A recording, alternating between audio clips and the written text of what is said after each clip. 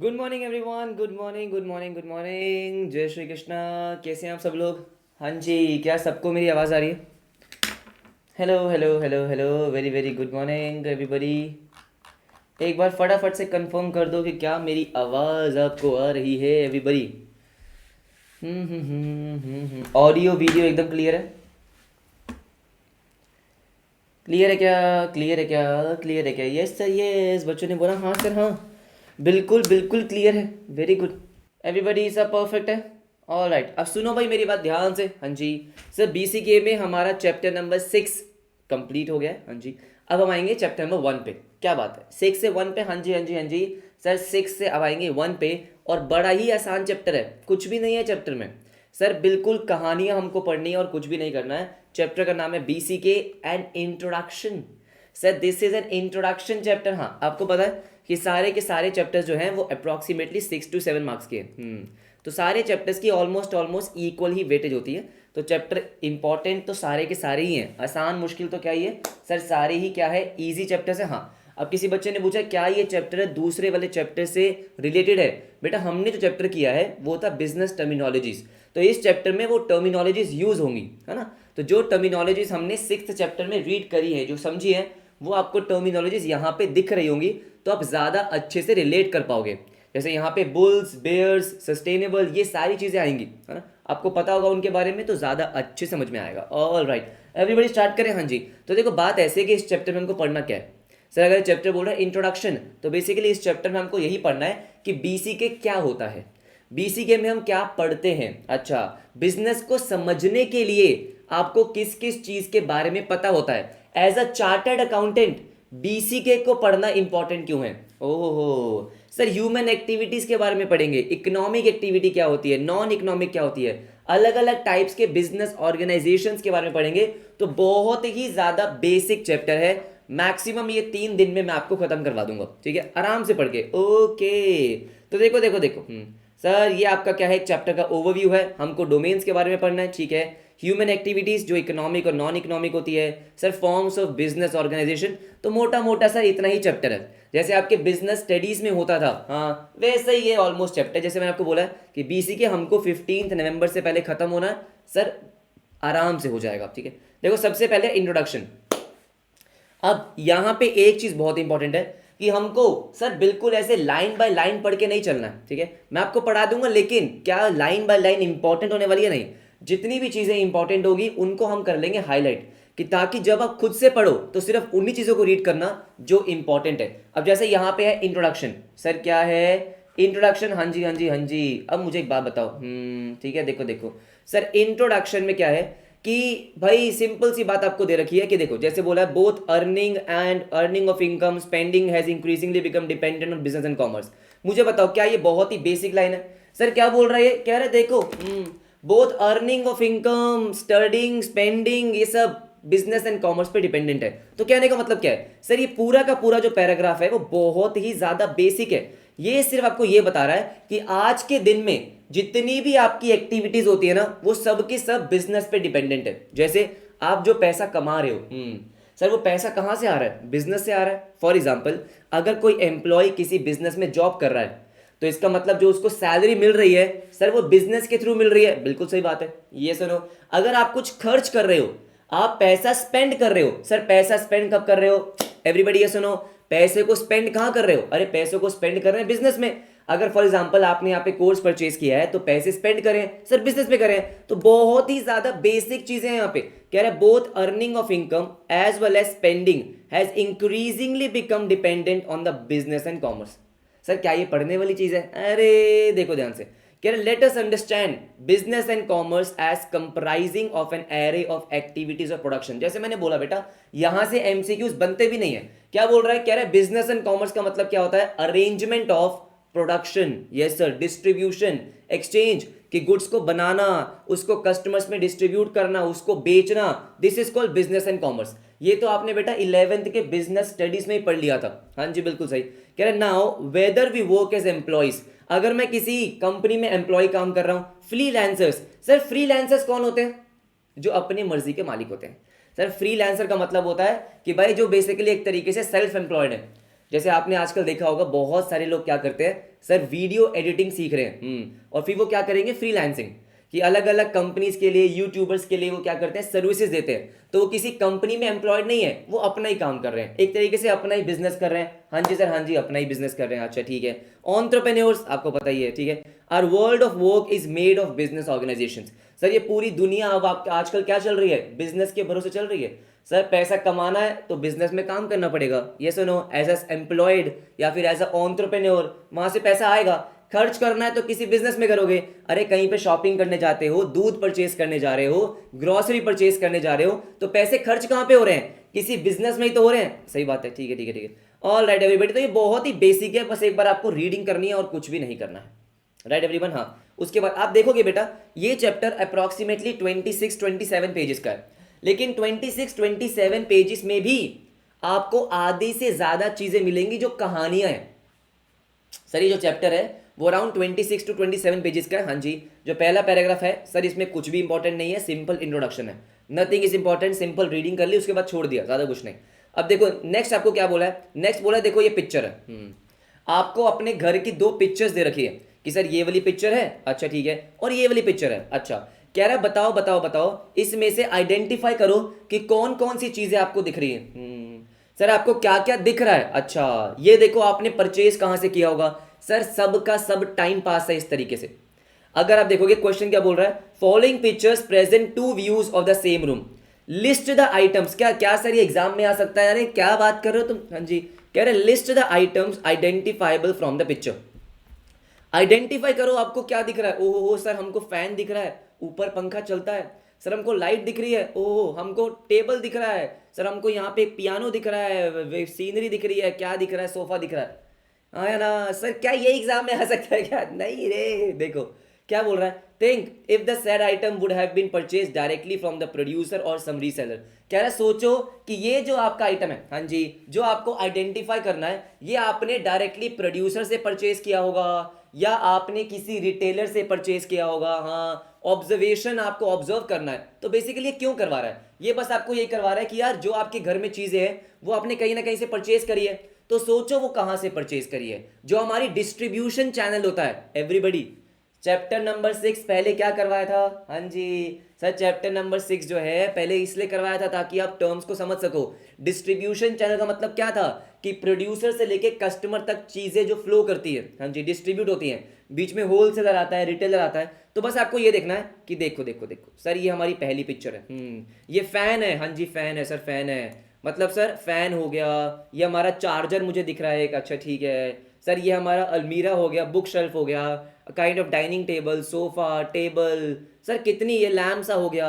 ये जितनी भी चीज़ें आपको दिख रही है, आपको सोचना है कि यार ये आपने कहाँ से परचेज किया होगा, प्रोड्यूसर से परचेज किया होगा या रीसेलर, मतलब जो आपका रिटेलर है वहाँ से परचेज किया होगा। तो आराम से कर सकते हैं, हाँ आराम से बेटा, घर पे बैठ के इसको करते रहना, ठीक है। आराम से बैठना, जब आपके पास बहुत समय होगा आराम से करना कि ग्रुप ऑफ आइटम या इंडस्ट्री। इसका मतलब क्या है कि देखो आइटम हमने क्या करे, जैसे फर्नीचर है, फर्नीचर, हाँ जी, तो फर्नीचर इंडस्ट्री, ये हमारा टेबल हो गया सर, ये सोफा चेयर, तो ये फर्नीचर आपने कहाँ से परचेज किया होगा। कह रहे कहाँ से परचेज किया, whether procured directly from the producer, नहीं रे।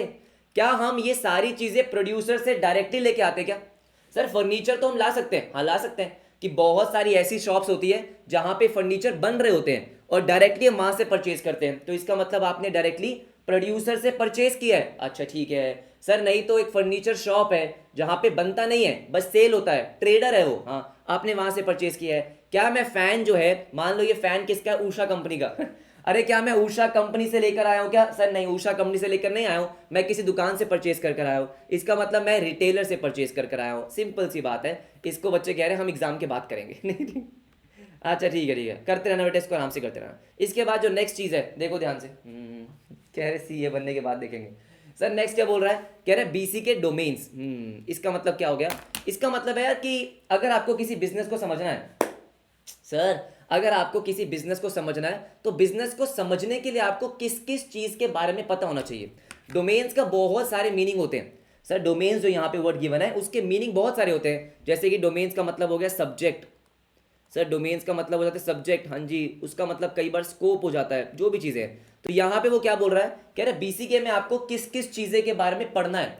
कि लेट्स से अगर आपको एक बिजनेस की स्टडी करनी है, हमें बिजनेस एंड कमर्शियल नॉलेज चाहिए। हाँ जी, अगर आपको बिजनेस की स्टडी करनी है तो आपको क्या क्या पता होना चाहिए कि बिजनेस में क्या क्या होता है। तो सबसे पहले बोल रहा है एक्टिविटीज।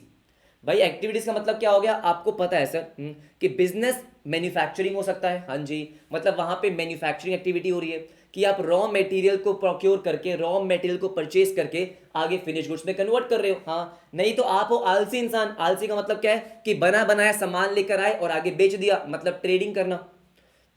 सर बिजनेस या तो मैन्युफैक्चरिंग एक्टिविटीज में इन्वॉल्व हो सकता है, ट्रेडिंग में इन्वॉल्व हो सकता है कि बस कहीं से लेकर आए, मैं होलसेल से परचेज कर कर आया और मैंने आगे कस्टमर को बेच दिया, मैं कौन हो गया, ट्रेडर हो गया। अच्छा ठीक है सर, डोमेस्टिक ट्रेड हो सकता है, फॉरेन ट्रेड हो सकता है, मतलब क्या मैं इंडिया में ही बेच रहा हूं या मैं बाहर भी बेच रहा हूं, बात समझ रहे हो। उसके बाद होता है कॉमर्स। यहाँ पे कॉमर्स का मतलब ये क्या बोल रहा है, कह रहा है वो सारी चीजें जो बिजनेस को फैसिलिटेट करती है। जैसे कि सर, जैसे कि आपको पता होगा आज की डेट में बहुत सारी मार्केटिंग वो आ गई है एजेंसीज। सर मार्केटिंग एजेंसी का मतलब क्या होता है, जो बिजनेस को मार्केटिंग सर्विसेज देती है कि भाई सुनो, हम तुम्हारा बिजनेस प्रमोट करेंगे, इंस्टाग्राम पे तुम्हारा चैनल बनवाएंगे, वहां पे रील्स डालेंगे, तो बहुत सारी चीजें। हाँ जी, लिंक्डइन पे आपके पोस्ट डालेंगे, तो वो मार्केटिंग एजेंसीज हो गई हैं। वो मार्केटिंग एजेंसीज क्या कर रही है सर, बिजनेस करने में हेल्प कर रही है। जो ट्रांसपोर्टेशन एजेंसीज होती हैं बेटा, वो ट्रांसपोर्टेशन एजेंसी क्या करती है, लॉजिस्टिक्स में हेल्प करती है, ट्रांसपोर्टेशन में हेल्प करती है। तो ये सारी क्या हो गई, aids to trade. Aids to trade का मतलब क्या है, वो सारी चीजें जो आपको बिजनेस करने में हेल्प कर रही है, राइट। तो इसका मतलब क्या है सर, अगर आपको बिजनेस को समझना है तो पहले ये समझो कि भाई वो कौन सी एक्टिविटी में इन्वॉल्व है। तो ये हमारे बहुत टाइप की एक्टिविटीज होती है। उसके बाद है कि भाई स्केल। स्केल का मतलब आपको पता ही है कि छोटा बिजनेस, थोड़ा बड़ा, सर बहुत बड़ा, ओ बहुत ही बड़ा। हाँ जी बिल्कुल सही बात है सर। स्केल का मतलब यहाँ पे क्या है कि जो बिजनेस ऑपरेट कर रहे हो वो माइक्रो बिजनेस है, micro enterprises, small enterprises, medium और लार्ज। अब मजे की बात यह है, बच्चों के मन में डाउट आएगा, आई नो क्या डाउट आएगा। डाउट आएगा सर, माइक्रो और स्मॉल में क्या डिफरेंस है, स्मॉल और मीडियम में क्या डिफरेंस है, पता कैसे चलता है। तो बेटा इसके लिए अलग से बहुत सारे एक्ट बने हुए हैं। क्या बात कर रहे हो, हाँ जी, एमएसएमई एक्ट। अच्छा सर, बहुत सारे एक्ट्स बने हुए हैं जिन्होंने डिफाइन कर रखा है कि लेट्स से कि अगर आपका बिजनेस का टर्नओवर 5 करोड़ से नीचे है तो आप माइक्रो हो जाओगे। तो वो सब हमको पढ़ना नहीं है, लेकिन मैं आपको बता रहा हूँ कि भाई कोई बिजनेस माइक्रो में आता है, स्मॉल में आता है, मीडियम में आता है या लार्ज में आता है। हाँ जी, तो इनकी लिमिट्स डिफाइन करी गई है। हाँ जी, डिफाइन करी गई है कि 5 करोड़ से नीचे माइक्रो, 5 से 50 आपका स्मॉल हो गया, तो ऐसे ऐसे है। हाँ जी बिल्कुल ऐसे ऐसे है, राइट एवरीबॉडी। अच्छा ठीक है ठीक है। उसके बाद है ज्योग्राफिकल स्कोप कि भाई आपका बिजनेस कहां पे ऑपरेट कर रहा है, लोकल मार्केट में, नेशनल, रीजनल, इंटरनेशनल। कि जो भाई बिजनेस की मैं स्टडी कर रहा हूं फॉर एग्जांपल, हाँ जी, उसका जो ज्योग्राफिकल एरिया है वो कहां तक कवर्ड है। अगर मान लो जो मेरा बिजनेस है, हाँ जी, वो सिर्फ मेरे लोकल एरिया में ही बाय और सेल का है, मैं कहीं से खरीद के आता हूं और अपने आसपास के कस्टमर्स को बेच देता हूं, इसका मतलब वो लोकल बिजनेस है। नेशनल का मतलब क्या है कि मेरा जो बिजनेस है वो अलग अलग सिटीज में, अलग अलग स्टेट्स में भी है। कि सर मैंने खोली है बेटा एक मनचंदा कुल्फी सर वो गुड़गांव में भी है, वो उसके बाद राजस्थान में भी है सर, वो उसके बाद आपके मुंबई में भी है सर, पुणे में भी है, बहुत सारी जगह है। हाँ जी बिल्कुल सही बात है। तो that is a national business. उसका सर इंडिया में बहुत ज्यादा अलग अलग जगह प्रेजेंस है। हाँ जी। मल्टीनेशनल का मतलब क्या है सर, अरे भाई हम बाहर भी बेचते हैं, हमारी कुल्फी बाहर भी बनती है, हाँ जी बाहर भी बनती है, चाय कॉफी का बिजनेस बाहर भी है हमारा, उसको हमने बोला मल्टीनेशनल। अरे क्या है ये, मुझे बताओ बेटा, कुछ भी नहीं। ओनरशिप क्या बोलता है, कह रहे देखो बिजनेस में ओनरशिप अलग अलग टाइप की हो सकती है, जिसको हमें आगे पढ़ना भी है। हाँ, सबसे पहले बोला स्टेट ओन्ड। यहाँ पे स्टेट का मतलब क्या होता है बेटा, स्टेट का मतलब होता है गवर्नमेंट ओन्ड, कि भाई उसमें गवर्नमेंट की ओनरशिप है। तो जो भी आपके पीएसयूज हो गए, जो भी आपकी गवर्नमेंट कंपनीज हो गई, हाँ जी, वो होती है स्टेट ओन्ड, मतलब पब्लिक सेक्टर कंपनीज। हाँ जी, कि भाई क्या वो पब्लिक सेक्टर कंपनी है, राइट, मतलब उसमें गवर्नमेंट का कंट्रोल है, राइट। सर प्राइवेट सेक्टर है, प्राइवेट सेक्टर का मतलब कि भाई प्राइवेट इंडिविजुअल्स उसको रन कर रहे हैं। अच्छा, अब प्राइवेट इंडिविजुअल्स में क्या क्या आ गया, आपका सोल प्रोप्राइटरशिप, अकेला बंदा है, पार्टनरशिप है, कंपनी है, कॉर्पोरेट सेक्टर है। तो ये आपके अलग अलग ओनरशिप है। एक तरीके से बिजनेस को करने के अलग अलग क्या है सर, ये फॉर्म्स है। कि मैं सोल प्रोप्राइटर में कर सकता हूँ, मैं पार्टनरशिप में कर सकता हूँ। तो भाई अगर आपको बिजनेस को समझना है तो आपको ये सारी चीजें पता होनी चाहिए कि भाई एक्चुअली में बिजनेस एंड कमर्शियल में होता क्या क्या है। कि अगर मैं एक बिजनेस की बात कर रहा हूं तो उसमें एक्टिविटीज अलग अलग टाइप की हो सकती है। हाँ जी, उसका स्केल छोटा बड़ा हो सकता है, उसकी ज्योग्राफिकल प्रेजेंस हो सकती है अलग अलग, उसमें ओनरशिप कौन सी आपको पता होना चाहिए। मार्केट्स का मतलब क्या है कि भाई मैं कौन से मार्केट को टारगेट कर रहा हूं, मैं कौन से मार्केट को केटर कर रहा हूं, मैं जो प्रोडक्ट बेच रहा हूं वो कौन सा प्रोडक्ट है। इसका मतलब जैसे, हाँ जी, मेरा जो मार्केट है वो कौन सा है, नेचुरल रिसोर्सेज का, कि जो मैं सेल कर रहा हूं वो नेचुरल रिसोर्सेज है। अच्छा, या मैं इक्विपमेंट सेल कर रहा हूं सर, मशीन्स वगैरह सेल कर रहा हूं, कमोडिटीज जो हमने देखा सिल्वर वगैरह, हाँ जी बिल्कुल सही बात है। Capital again sir, labour, product market. तो कहने का मतलब क्या है भाई, कहने का मतलब सिर्फ इतना ही है कि आप जो मार्केट है आपकी, वो मार्केट कौन सी है, आप कौन से कस्टमर को टारगेट कर रहे हो, आप बेच क्या रहे हो, उसको हमने क्या बोला सर, मार्केट, प्रोडक्ट एक तरीके से। बहुत सिंपल, अलग अलग टाइप की मार्केट है। प्रोडक्ट मार्केट है, मैं कुछ सामान खाने पीने का बेच रहा हूं सर। लेबर मार्केट एक तरीके से, जहां पे आपको क्या मिल रही है, आप देखते हो आज की डेट में क्या देखते हैं सर, कि अगर आपको किसी एम्प्लॉय को हायर करना है, हाँ राइट, तो कहाँ से हायर कर सकते हैं, वो सब चीज़ें सर। लेबर मार्केट है, कैपिटल मार्केट है, उसके बाद कमोडिटीज मार्केट है। तो दुनिया भर की यहाँ पे क्या अलग अलग चीज़ें हैं। यहाँ पे और भी चीज़ें हो सकती है, हाँ जी, स्टॉक मार्केट भी हो सकता है। अच्छा ठीक है, अलग अलग चीज़ें यहाँ पे हो सकती है कि आपका मार्केट क्या है आपको पता होना चाहिए। स्टेक होल्डर्स, एवरीबडी मुझे फटाफट से बताओ बेटा, स्टेक होल्डर कौन होते हैं। हम चैप्टर नंबर 6 में पढ़कर आए, फटाफट बोलेंगे, फटाफट, चैप्टर छोटा सा ही है। अरे जल्दी बोलो जल्दी, स्टेक होल्डर्स कौन होते हैं बेटा, कौन होते हैं।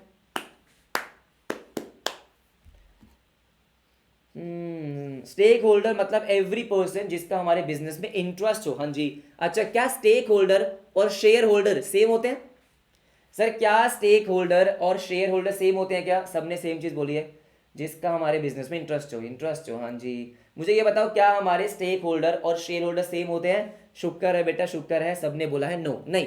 शेयर होल्डर, हाँ जी, हमारे स्टेक होल्डर में आते हैं। स्टेक होल्डर मतलब वो सब लोग जो हमारे बिजनेस में इंटरेस्टेड होते हैं, है ना सर, वो चाहते हैं कि हमारा बिजनेस आगे बढ़े। ये सुनो, बिजनेस बढ़ेगा तो वो उनका भी इंटरेस्ट बढ़ेगा, जो भी चीज़ें सर, जैसे कि एंटरप्रेन्योर, ऑब्वियसली बात है, वो हमारे बिजनेस का सबसे बड़ा स्टेक होल्डर है। अच्छा ठीक है, प्रोमोटर्स हो गए, कस्टमर्स, हाँ जी।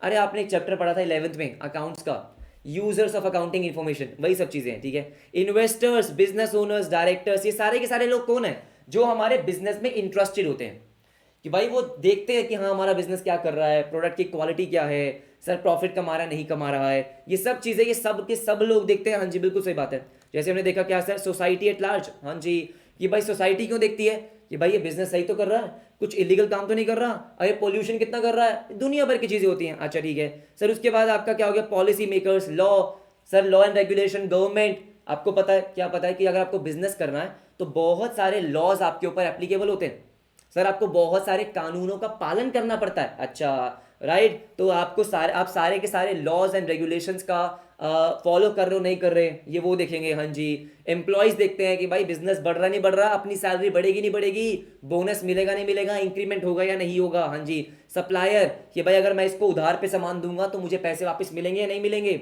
सर। मैनेजर, शेयर होल्डर्स, तो ये बहुत सारे लोग हैं जो आपके बिजनेस में इंटरेस्टेड होते हैं, हाँ जी बिल्कुल सही बात है, कि भाई ये बिजनेस में इंटरेस्टेड है, ये चाहते हैं कि आपका बिजनेस बढ़े, ये बहुत सारी अलग चीजें। लेकिन यहाँ पे एक का नाम मेंशन नहीं है। मुझे बताओ बेटा, बताओ, क्या यहाँ पे कहीं पे भी लिखा हुआ है कंपेटिटर्स, एवरीबडी सर, दुनिया भर के नाम लिखे हैं। अगर मैं आपसे पूछूं क्या कंपेटिटर्स भी आपके स्टेक होल्डर्स होते हैं, अरे होते हैं क्या, आपके कंपेटिटर्स जो हैं क्या वो आपके स्टेक होल्डर्स होते हैं, एवरीबडी, हाँ जी। क्या लिखा है क्या, नहीं, ध्यान रखना, हाँ जी सर, एमसीक्यू में यही आता है बस, क्या सबके नाम आ जाएंगे और साथ में आ जाएगा कंपेटिटर्स, और बोलेंगे हमारा स्टेक होल्डर कौन नहीं है, competitors, yes sir yes, competitors, हाँ जी बिल्कुल सही बात है। अरे भाई, अरे हमारे जो कंपेटिटर्स है, देखो एक चीज़ तो क्या होती है कि कंपेटिटर्स हमारे बिजनेस को एनालाइज करेगा कि ये क्या कर रहे हैं, लेकिन वो मैं बिजनेस, मेरा बिजनेस बढ़ेगा तो उसको खुशी नहीं होने वाली है सर। अगर मेरा बिजनेस बढ़ रहा है तो उसको खुशी नहीं होने वाली है, वो मेरे बिजनेस में बहुत इंटरेस्टेड नहीं है, वो सिर्फ इसलिए इंटरेस्टेड है ये देखने के लिए कि ये आगे ना बढ़ जाए। सर वैसे उसका मेरे बिजनेस में कोई भी इंटरेस्ट नहीं होता, हाँ जी, मेरे बिजनेस में कोई इंटरेस्ट नहीं है, वो नहीं चाहता है कि मेरा बिजनेस आगे बढ़े या प्रॉस्पर हो, हाँ, इसलिए हमने क्या बोला कि कंपेटिटर्स हमारा कोई स्टेक होल्डर नहीं है, हाँ, उसका हमारे बिजनेस में कोई इंटरेस्ट नहीं है, कोई हमारा उसका लेना देना नहीं है, हाँ जी बिल्कुल सही बात है। ऑल राइट एवरीबॉडी, ठीक है। उसके बाद फंक्शंस, फंक्शंस का मतलब क्या होता है आपको पता है, बिजनेस में अलग अलग टाइप के फंक्शंस होते हैं। जैसे आपने देखा होगा कि भाई एक होता है अकाउंटिंग फंक्शन, बिजनेस में अकाउंटिंग फंक्शन होता है, मार्केटिंग फंक्शन होता है, एचआर का फंक्शन होता है सर। उसके बाद प्रोडक्शन ऑपरेशन, हाँ इसको तो भूल गया मैं सर, बिजनेस जो आप ऑपरेट कर रहे हो, जो बना रहे हो, अगर फॉर एग्जांपल, हाँ जी, आपका एक बिजनेस है चाय कॉफी का, तो भाई जो भी आप चाय कॉफी प्रोड्यूस कर रहे हो, बना रहे हो, उसको मैनेज कर रहे हो, हाँ जी, वो सब आपके ऑपरेशंस होते हैं, ठीक है। मार्केटिंग करना अगेन आपका क्या है सर, आपका यह फंक्शन है, हाँ जी, हाँ जी, आपका फंक्शन है, बिल्कुल सही बात है, बिजनेस का ही तो फंक्शन है, हाँ जी ठीक है sir. Accounting, finance, taxation, HR, हाँ जी, टेक, बहुत सारे अलग अलग फंक्शंस होते हैं कि भाई बिजनेस में आपकी एक्टिविटीज क्या क्या हो रही है एक तरीके से। सर ये एक्टिविटी का मतलब क्या था कि आप कर क्या रहे हो, आप कौन से टाइप ऑफ बिजनेस में इन्वॉल्व हो। इसका मतलब क्या है कि बिजनेस के अंदर आप कौन कौन सी एक्टिविटीज परफॉर्म कर रहे हो, आपके फंक्शंस क्या क्या है, बिजनेस चल कैसे रहा है। अच्छा, फोकस कहाँ है आपका। सर बिजनेस जब आप कर रहे हो तो आपका फोकस कहाँ है। अब इसमें बहुत सारी चीजें, जैसे यहाँ पे क्या लिखा, यहाँ पे लिखा a particular business line. For example क्या हो गया, आपको पता है कि अगर मैं टाटा की बात करूं, तो टाटा के बहुत सारी बिजनेस लाइंस है, मतलब कि भाई वो बेसिकली सॉफ्टवेयर वाली लाइन में भी इन्वॉल्व है। सर अगर हम टीसीएस की बात करते हैं, हाँ जी सर वो ऑटोमोबाइल्स वाली लाइन में इन्वॉल्व है। अच्छा ठीक है सर, वो आपके जो एफएमसीजी गुड्स होते हैं, फास्ट मूविंग कंज्यूमर गुड्स, पढ़कर आए हम, उसमें भी इन्वॉल्व है। हाँ जी, तो काफी जगह वो इन्वॉल्व है। हाँ जी, तो इनको हम क्या बोलते हैं, अलग अलग बिजनेस लाइन है। क्या है, अलग अलग बिजनेस लाइन है, बिल्कुल सही बात है। ये सुनो, रिलायंस का सर बिजनेस लाइन क्या हो गया, टेलीकम्युनिकेशन हो गया। अच्छा ठीक है, आजकल तो वो बेटा मीडिया में आ चुका है ना, जियो सिनेमा वगैरह, एंटरटेनमेंट एक वो हो गया, पेट्रोकेमिकल्स हो गया। तो ये अलग अलग क्या है, अलग अलग बिजनेस लाइन होती है। हाँ, तो आपका फोकस कहाँ पे है कि भाई एक बिजनेस लाइन पे आप फोकस कर रहे हो कि नहीं, मुझे बस क्या करना है, मुझे बस अपने ऑटोमोबाइल पे फोकस करना है। अच्छा, आप सिर्फ उसी पे फोकस कर रहे हो। अ पर्टिकुलर फंक्शन, इसका मतलब क्या है कि आप सिर्फ और सिर्फ मार्केटिंग पे फोकस कर रहे हो। आपका बिजनेस जो है, हाँ जी, आपका बिजनेस सिर्फ मार्केटिंग करने का है। सर आपका बिजनेस सिर्फ मार्केटिंग करने का है, तो आप सिर्फ एक, इसका मतलब एक बिजनेस के फंक्शन पे क्या कर रहे हो, एक बिजनेस के फंक्शन पे फोकस कर रहे हो। तो जैसे मैंने बोला कि क्या यहां से बहुत सारे एमसीक्यूज बनते हैं, नहीं, आपको बस एक बार रीडिंग लेनी है। क्या करना है, आपको बस एक बार रीडिंग लेनी है। हाँ जी बिल्कुल सही बात है, बहुत ज्यादा एमसीक्यूज नहीं बन सकते हैं। एमसीक्यूज जो मोटा मोटा बन सकता है वो क्या बनेगा, आपको 3-4 ऑप्शन देंगे और आपको बोलेंगे बताओ इसका डोमेन क्या है। मतलब आपको बोलेंगे कि लोकल, नेशनल, मल्टीनेशनल और ये सब चीजें बताओ, ये बीसीके के कौन से डोमेन में आता है। सिंपल सी बात है, ज्योग्राफिकल स्कोप में। आप इसको आराम से कर पाओगे, हाँ जी आराम से कर पाओगे, कुछ ज्यादा आपको याद करने की जरूरत नहीं है। अच्छा ठीक है, इसके बाद क्या बोलता है, कंसर्न्स, बिजनेस के कंसर्न्स क्या क्या होते हैं। सर बिजनेस किस चीज के लिए चिंतित होता है, चिंतित, हाँ जी बिल्कुल सही बात है कि भाई सर्वाइवल। हाँ, सर्वाइवल का मतलब क्या होता है कि बस मेरी कॉस्ट कवर हो जाए, मैं सरवाइव कर जाऊं। हाँ जी, जैसे कोविड के टाइम पे हो रहा था। सर कोविड के टाइम पे बिजनेस का कंसर्न था कि बस आप सरवाइव कर जाओ, आपके खर्चे मेट हो जाए, हाँ प्रॉफिट आप कमाओ या ना कमाओ, बस ये वाला जो फेस है वो निकल जाए। हाँ, उसके बाद प्रॉफिटेबिलिटी, पैसा कमाना है, ग्रोथ, आपको ग्रो करना है। इस बार अगर मैंने 1 करोड़ का प्रॉफिट कमाया तो अगले साल मुझे 2 करोड़ का कमाना है, रेवेन्यू मुझे डबल करना है, ये सब चीजें। सस्टेनेबिलिटी, लंबे टाइम तक आपको इस इंडस्ट्री में टिके रहना है। हमने पढ़ा था सस्टेनेबिलिटी का मतलब क्या है कि जब आप प्रॉफिट भी कमा रहे हो, हाँ जी राइट एवरीबॉडी, अपने लोगों का ध्यान भी रख रहे हो, हाँ जी sir, social equity, ecological balance, तो आपको अपने बिजनेस को सस्टेन करना है लंबे टाइम के लिए, इंडस्ट्री में टिके रहना है। सोशल रिस्पॉन्सिबिलिटीज आपकी बहुत सारी होती है, हमने पढ़ा हुआ सीएसआर के बारे में कि आपको बेटा आपको क्या करना होता है, सिर्फ अपने प्रॉफिट के बारे में नहीं सोचना है। हाँ जी, क्या बात कर रहे हो, अगर आप सिर्फ अपने बारे में सोचोगे कस्टमर आपसे सामान नहीं लेगा, एम्प्लॉयज आपके यहाँ पे काम नहीं करेंगे, ट्रस्ट नहीं बन पाएगा। आपको सोसाइटी के बारे में सोचना होता है। गवर्नेंस, क्या हमने एक टर्म पढ़ा था क्या, कॉर्पोरेट गवर्नेंस एवरीबडी, तभी बेटा चैप्टर नंबर 6 पहले पढ़ना इंपॉर्टेंट होता है। एवरीवन मुझे फटाफट से बताओ, क्या हमने कॉर्पोरेट गवर्नेंस के बारे में पढ़ा था, बिल्कुल पढ़ा था कि भाई जो आपके बिजनेस के अंदर एक्टिविटीज हो रही है उसको मॉनिटर करना, हाँ जी उस पर एक चेक रखना कि भाई जो एक्टिविटीज आपकी हो रही है क्या वो लीगल है, हाँ जी क्या वो फेयर है, हाँ जी कुछ गलत काम तो नहीं कर रहे हो आप, सर कुछ गलत वलत काम तो नहीं कर रहे ना हम, that is corporate governance. Values and ethics, अपने संस्कार मत भूलो, अपनी वैल्यूज मत भूलो, हाँ जी इतने लालची मत हो जाओ कि भाई सिर्फ सिर्फ पैसा पैसा कर रहे हो, नहीं, आपके एथिक्स, आपकी वैल्यूज, ये सब क्या है सर, ये सब आपकी चिंताएं हैं जिनके बारे में आपको सोच के बिजनेस करना होता है। राइट एवरीबॉडी, मोड, मोड मतलब कि भाई बिजनेस किस तरीके से कर रहे हो। एक होता है जो आपका फिजिकल मोड है, दुकान खोली वहां से बिजनेस कर रहे हैं, लेकिन आज की डेट में आपका क्या हो चुका है, डिजिटल हो चुका है, ऑनलाइन हो चुका है। फिजिकल के बहुत सारे अलग अलग नाम होते हैं सर। ट्रेडिशनल जो बेसिकली बहुत टाइम से चलता हुआ आ रहा है, जो आपकी नॉर्मल दुकानें होती है उसी को हम फिजिकल भी बोलते हैं, ब्रिक्स एंड मॉर्टर भी बोलते हैं, इन स्टोर भी बोलते हैं। सर ये चारों के चारों नाम होते हैं किसके, फिजिकल मोड के, कि दुकान खोल के आपने बिजनेस स्टार्ट कर दिया, लेकिन आजकल क्या हो चुका है, डिजिटल हो चुका है, ऑनलाइन हो चुका है। अंडरलाइन डिसिप्लिन, इसका मतलब क्या होता है, डिसिप्लिन का मतलब क्या होता है, हमने इको में पढ़ा है, अरे पढ़ा है ना हमने इको में कि डिसिप्लिन का मतलब क्या होता है कि भाई सुनो, जब आप बीसीके के बारे में पढ़ रहे हो, किसी बिजनेस के बारे में स्टडी कर रहे हो, तो सिर्फ गुड्स का बाइंग और सेलिंग बिजनेस नहीं होता है सर, सिर्फ गुड्स को बेचना, कमाना, पैसे कमाना, ये बिजनेस नहीं होता है। बिजनेस को समझने के लिए आपको बाकी अदर सब्जेक्ट्स की नॉलेज भी होनी चाहिए।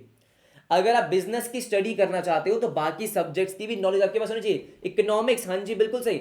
अगर आप बिजनेस को स्टडी कर रहे हो कि भाई अगर कोई बिजनेस प्रॉफिट कमा रहा है तो उसके पीछे की इकोनॉमिक्स क्या है, मे बी उसकी कॉस्ट कम लग रही है, मे बी उसका प्राइस कम है, उसकी डिमांड ज्यादा हो रही है, सर कंज्यूमर का बिहेवियर, यूटिलिटी उसकी मैक्सिमम है, तो बहुत सारी चीजें आपके इकोनॉमिक्स में आएगी अगर आपको किसी बिजनेस के बारे में स्टडी करनी है। अच्छा, लॉज, सर लॉज का मतलब क्या हो गया, आपको पता है अलग अलग बिजनेस पे अलग अलग लॉ अप्लाई होते हैं। सर अगर आप रेस्टोरेंट बिजनेस ओपन करोगे तो वहां पे अलग लॉ अप्लाई है, क्या बात कर रहे हो, आपको वहां पे FSSAI का सर्टिफिकेट चाहिए होता है, हाँ जी बिल्कुल सही बात है। आपको अल्कोहल बिजनेस ओपन करना है तो वहां पे आपको अलग लाइसेंस चाहिए। तो अलग अलग बिजनेसेस पे अलग अलग लॉज अप्लाई होते हैं, उनके स्पेसिफिक लॉज होते हैं और आपको उनके बारे में पता होना चाहिए। ऐसा हो सकता है क्या, अरे यार हमको तो पता ही नहीं था इसके, इस पे ये भी लॉ अप्लाई होता है, इस पे ये भी लॉ अप्लाई होता है, आपको GST चार्ज करना है, कितने परसेंट से चार्ज करना है, और हमको तो पता ही नहीं था कि इनकम टैक्स पे करना होता है, गवर्नमेंट को इनकम पे टैक्स भी पे करना होता है, हमको पता ही नहीं था, मार खाओगे और कुछ नहीं।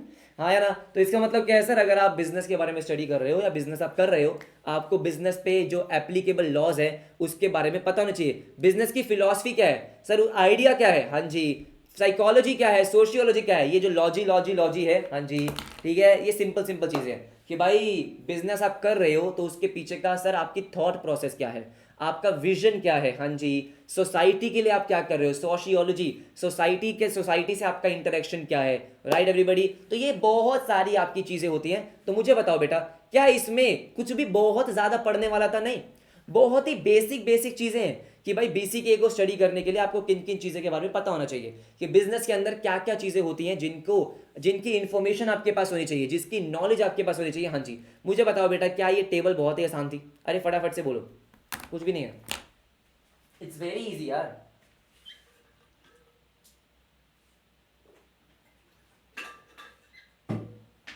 बहुत कुछ टेक्निकल नहीं होगा कि भाई इसको समझना पड़ेगा ये क्या लिखा हुआ है क्या नहीं लिखा हुआ, जैसे आपकी 11th की बिजनेस स्टडीज थी ऑलमोस्ट वैसा ही है, बहुत डिफरेंस नहीं है,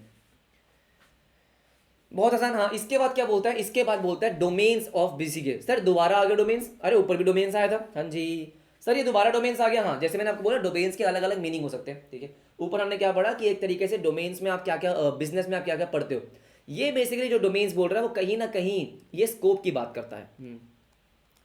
यार कि BCK कैसा होता है, एक तरीके से क्या होता है कि हमने ऊपर क्या पढ़ा कि BC में क्या क्या होता है, यहाँ पे क्या BCK एक तरीके से कैसा होता है कि उसके डोमेन्स क्या है। जैसे यहाँ पे इन्होंने बोला हुआ है, सर यहाँ पे क्या बोला है कि अगर आप ऑक्सफोर्ड ऑनलाइन डिक्शनरी सर्च करोगे तो डोमेन का मतलब है स्पेसिफाइड स्पेयर ऑफ नॉलेज। अच्छा, इट मीन्स अ सब्जेक्ट, वही बात बोल रहा है, क्या बात बोल रहा है। इनफैक्ट मुझे ऐसा लगता है कि डोमेन्स की जगह इनको यहाँ पे लिखना चाहिए था क्या, कैरेक्टरिस्टिक्स या फीचर्स, अगर ये लिख देते तो ज़्यादा बेटर होता कि भाई BCK के कैरेक्टरिस्टिक्स क्या होते हैं, कि BCK उसका नेचर क्या है। हाँ, तो देखो यहाँ पे बेसिकली आपके जो पॉइंट्स हैं, सबसे पहले क्या, BCK इज वास्ट। अब इस पूरे पैराग्राफ में जो लिखा है ना, मैं आपको गारंटी दे सकता हूँ कि एक भी चीज़ ऐसी नहीं है जो ढंग की लिखी है, मतलब जो बहुत इंपॉर्टेंट है। क्या बात कर रहे हो, हाँ जी, पूरे पैराग्राफ में कुछ नहीं है जो मैं आपको नोट्स में अलग से लिखाऊं। सर BCK इस वास्ट का मतलब क्या है कि भाई जो बिजनेस का यूनिवर्स है ना वो वास्ट है। मजे की बात है कि पूरे पैराग्राफ में बस एक यही लाइन है जो इंपॉर्टेंट है। क्या बात कर रहे हो, हाँ सर बस इतनी ही लाइन है जो इंपॉर्टेंट है, इसके अलावा पूरे पैराग्राफ में क्या लिखा है इसका मैं आपको आइडिया देता हूं, उसके बाद मैं आपको रीड कराऊंगा। कह रहा जो बिजनेस का यूनिवर्स है वो वास्ट है। इसका मतलब क्या है कि अगर आपको किसी भी बिजनेस के बारे में स्टडी करनी है, फॉर एग्जांपल, हाँ, अगर आप किसी बिजनेस को समझना चाहोगे तो आप ये समझोगे कि बिजनेस में कितना कुछ होता है। एक होता है फ्रंट एंड जो आपको दिख रहा है, एक होता है बैक एंड कि पीछे बिजनेस मैनेज कैसे हो रहा है। मतलब फॉर एग्जांपल कि आप गए किसी भी, मान लो जो आप डेली शॉप पे जाते हो, है ना सर, डेली आप किसी भी ग्रोसरी शॉप पे जाते हो, हाँ जी बिल्कुल सही बात है, वहां पे आपने क्या किया सर, कुछ भी ग्रोसरी परचेज करी, फ्रूट्स वेजिटेबल्स दूध ब्रेड कुछ भी परचेज किया, हाँ, तो आपको क्या दिख रहा है कि सिंपल है, दुकान पे गए, भैया या दीदी या आंटी जो भी बैठी है उन्होंने आपको सामान दिया, बात खत्म। लेकिन सर सबसे पहले अब आपको एक चीज मैं बताता हूँ, सबसे पहले सर जो दूध आपको चाहिए था, हाँ, उस दुकान पे अवेलेबल था।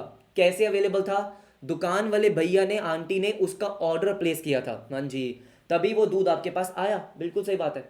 सर ब्रेड अवेलेबल थी, हाँ, अब ब्रेड आपके सामने अलग अलग ब्रांड की अवेलेबल थी, एक वाइट ब्रेड होती है, एक ब्राउन ब्रेड होती है, एक होल ग्रेन, पता नहीं कौन कौन सी ब्रेड्स आजकल आ गई है, हाँ जी, एक हार्वेस्ट की ब्रेड है, एक दुनिया भर की ब्रेड है। तो इसका मतलब सबकी अलग अलग प्रायोरिटी होती है। तो भैया ने, दुकान वाले भैया ने अलग अलग ब्रांड्स की ब्रेड रख रखी है सर कंसिडरिंग कि कस्टमर्स अलग अलग ब्रांड परचेज करता है, कोई अमूल का दूध परचेज करता है, कोई टोन्ड मिल्क परचेज करता है, कोई डबल टोन परचेज करता है, कोई फुल क्रीम परचेज करता है, तो सर कस्टमर के डिमांड के हिसाब से वो टोन्ड का मिल्क मंगवाते हैं, सर डबल टोन मंगवाते हैं, सर वो फुल क्रीम मंगवाते हैं। बचना भी नहीं चाहिए और सर कम भी नहीं पड़ना चाहिए, बिल्कुल सही बात है। एक बिस्किट परचेज करने जाओगे तो बिस्किट के आपको अलग अलग ब्रांड्स दिखेंगे, सारे ब्रांड ऑफ बिस्किट्स भैया ने रख रखे हैं, उनको पता है कस्टमर की डिमांड क्या है। सर उनको सप्लायर से रेगुलरली कांटेक्ट करना पड़ता है कि ये सामान खत्म हो गया है, ये सामान खत्म हो गया है, ये सामान मंगवा दो, ये सामान चल नहीं रहा है। उनको इस चीज का ध्यान रखना पड़ता है कि भाई ये जो मैंने बिस्किट मंगवाए थे इस बार इसकी डिमांड नहीं है, अगली बार मुझे नहीं चाहिए। एक एक चीज के बारे में पता होना चाहिए। अगर वो चीनी परचेज करने जा रहे हैं तो भाई चीनी का मार्केट में प्राइस क्या है, जहां सप्लायर से वो परचेज कर रहे हैं उनको महंगी तो नहीं मिल रही है, यस नो, दूसरे सप्लायर सस्ता तो नहीं पे कर रहे हैं। तो आप इसका मतलब क्या है, इसका मतलब ये है सर कितनी सारी चीजें हैं बिजनेस को चलाने के लिए, कितनी सारी चीजों का ध्यान रखना पड़ेगा। अगर कोई बिजनेस होम डिलीवरी करता है तो they have to make sure कि होम डिलीवरी टाइम पे हो रही है। हाँ जी, ऑनलाइन पेमेंट एनेबल करना, कस्टमर आजकल कैश में पे नहीं करता तो उनको यूपीआई सिस्टम यूज करना पड़ता है, उनको समझना पड़ेगा यूपीआई सिस्टम क्या है। तो कितनी सारी चीजें जो बैक एंड पे हो रही है जो हमको दिखती नहीं है। ये तो मैंने सिर्फ एक बात करी है एक शॉप की। हाँ, आप सोचो बेटा रिलायंस टाटा में क्या क्या हो रहा होगा। सर रिलायंस टाटा में आप अगर किसी भी टाटा के कभी कार शोरूम में गए हो, हाँ जी, तो भाई वहां पे कौन सी कार शोकेस के लिए होनी चाहिए, सर वहां पे कौन सी कार होनी चाहिए अवेलेबल आपको दिखाने के लिए, कौन सा मॉडल होना चाहिए। सर आपके एग्जीक्यूटिव्स, कस्टमर एग्जीक्यूटिव्स जो होते हैं वो आपको क्या करेंगे सर, एड्रेस करेंगे।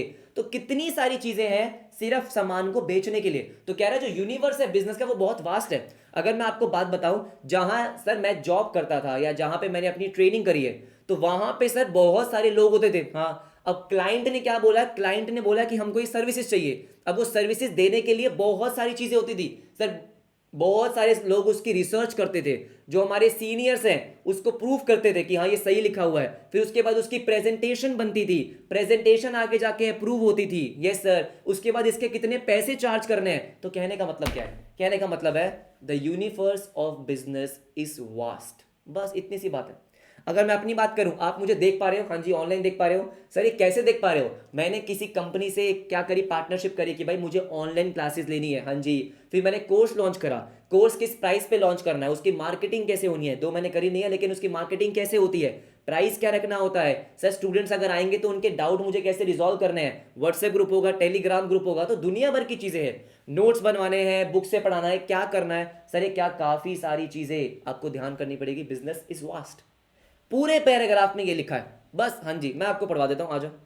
कह रहा take for example the range of business activities, it includes manufacturing. हाँ कि भाई एक बिजनेस मैन्युफैक्चरिंग कर रहा है, ट्रेडिंग कर रहा है, ऑल सॉर्ट ऑफ सर्विसेज, अलग अलग बिजनेस की अलग अलग एक्टिविटीज होती है। अच्छा कह रहा think about any of these activities, countless instances would come to mind. Take domestic trade, अब उसने एक सिंपल सा एग्जांपल लिया, कह रहा है एक डोमेस्टिक ट्रेड ले लो। डोमेस्टिक ट्रेड का मतलब क्या है, आपका ट्रेडिंग का बिजनेस है, आप कहीं से सामान परचेज करते हो, हाँ, और आगे आके बेचते हो, ठीक है। And with in it the retail trade, retail का मतलब सर आप होलसेलर नहीं हो, सामान आप कहीं से परचेज कर आए, हाँ जी, और आगे आपने बेच दिया, ठीक है। नाउ अगर रिटेल ट्रेड की बात करते हैं तो रिटेल ट्रेड दुनिया भर के होते हैं, जैसे कि door to door direct sales, कि भाई आप क्या कर रहे हो, आप कहीं से सामान परचेज करके आ रहे हो और कस्टमर को डोर टू डोर सेल कर रहे हो। आजकल तो कम हो गया लेकिन पहले ऐसा बहुत होता था कि सर आपके डोर टू डोर आते थे सेलर्स, हाँ जी, कि हमारा ये वॉशिंग पाउडर ले लो, डिओड्रेंट बेचने आते थे, दुनिया भर की चीजें आपकी डोर टू डोर सेलिंग होती थी। अच्छा कह रहे स्ट्रीट वेंडर्स होते हैं, जब आप जाते हो गली के बाहर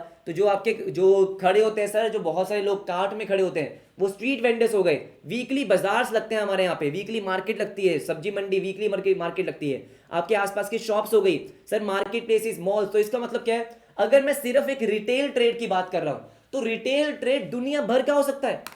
अगर आप सोचो, आपको क्या लग रहा है सर, आपको लग रहा है कि भाई रिटेल ट्रेड का मतलब है कि सामान परचेज करा आगे बेच दिया। अरे बेचने के इतने अलग तरीके हैं, डोर टू डोर सर, एक दुकान परचेज करना, स्ट्रीट वेंडर्स, वीकली बाजार, शॉपिंग मॉल्स में कितनी सारी सर रिटेल ट्रेड है। कंपनी के चेन स्टोर्स, सर कंपनी के चेन स्टोर्स का मतलब क्या होगा, जैसे डोमिनोज है कि डोमिनोज आपके अलग अलग जगह कहाँ है सर, ओपन है, मैकडोनल्ड्स वगैरह, हाँ जी, पूरे इंडिया में कहीं ना कहीं अलग अलग अवेलेबल है, उसको बोलते हैं चेन स्टोर्स, कि अपने अलग अलग आउटलेट्स ओपन कर रखे हैं। एडिडास के क्या है, चेन स्टोर्स हैं, हाँ जी बिल्कुल सही बात है। ऑनलाइन बेच रहे हो आप, हाँ जी बिल्कुल सही बात है कि आपका ऑनलाइन प्लेटफॉर्म है, आप ऑनलाइन बेच रहे हो उसको, ठीक है, तो इसका मतलब क्या हो गया सर, ये सारा का सारा रिटेल ट्रेड है। Thus to know about retail trade one needs to be aware of its various forms. अगर मान लो आप चार्टर्ड अकाउंटेंट हो, हाँ जी, आपको बिजनेस इसके क्या करने हैं, आपको बिजनेस के ऑडिट करने हैं, आपको क्या करना है, बिजनेस का ऑडिट करना है, तो आपको पता होना चाहिए कि भाई ये अलग अलग टाइप के रिटेल ट्रेड होते हैं। जिस बिजनेस का मैं ऑडिट कर रहा हूं वो कौन सा रिटेल ट्रेड कर रहा है, क्या वो ऑनलाइन सेलिंग कर रहा है या वो वीकली बाजार में जा रहा है या शॉपिंग मॉल में उसकी शॉप है, भाई आपको पता होना चाहिए, हाँ जी पता होना चाहिए। अच्छा ठीक है, further one needs to know the functions. Sir अभी हमने पढ़ा फंक्शंस क्या होते हैं, हाँ जी फंक्शंस क्या होते हैं, functions that the retailers perform, उसके ऑपरेटिंग फंक्शन क्या है, उसके मार्केटिंग फंक्शन क्या है, यस और नो सर, उसके अकाउंटिंग फंक्शंस क्या है। For example the neighbourhood retailers provide a variety of goods of daily needs, जो भी आपको मिलती है डेली नीड्स के गुड्स मिलते हैं, हाँ जी, various brands of the same item, जैसे मैंने आपको एग्जांपल दिया, in smaller quantities and a host of other services such as home delivery, weekly month credit. Sir obviously बात है, अगर मैं अपने पापा की शॉप की बात करता हूं तो सर वहां पे क्या होता है, बहुत सारे लोग हैं जो क्या करते हैं सर, उधार पे परचेज करते हैं। अगर उधार पे परचेज कर रहे हैं तो उनका रिकॉर्ड मेंटेन करना, अच्छा ठीक है, right sir. Malls provide a very different kind of shopping experience, वहां पे ये सब नहीं होता है, वहां पे आपकी चीजें एक्सपेंसिव होती है, ज्यादा अच्छी क्वालिटी की आपको मिल जाती हैं, प्राइस ज्यादा होता है, ठीक है। And thus online retailing provides 24/7 convenience. Sir 24/7 का मतलब क्या हो गया यहाँ पे, 24/7 का मतलब हो गया 24 घंटे आप कभी भी ऑर्डर कर सकते हो, ठीक है।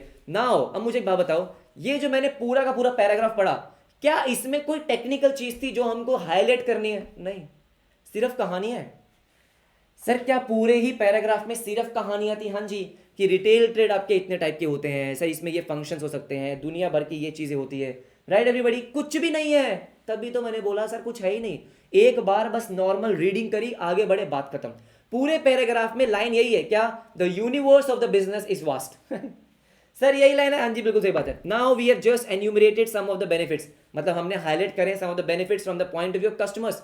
अभी हम बात कर रहे हैं कि रिटेलर और कस्टमर के बीच में, सर रिटेलर और होलसेलर के बीच में भी तो क्या होती है, एक इंटरेक्शन होती है कि रिटेलर होलसेलर से गुड्स परचेज करता है तो दुनिया भर की चीजें हो रही है। सर बिजनेस में दुनिया भर की चीजें हो रही है, हाँ, तो देखो क्या बोलता है, कह रहे हैं ऑल इन ऑल, हाँ जी, the business domain is vast.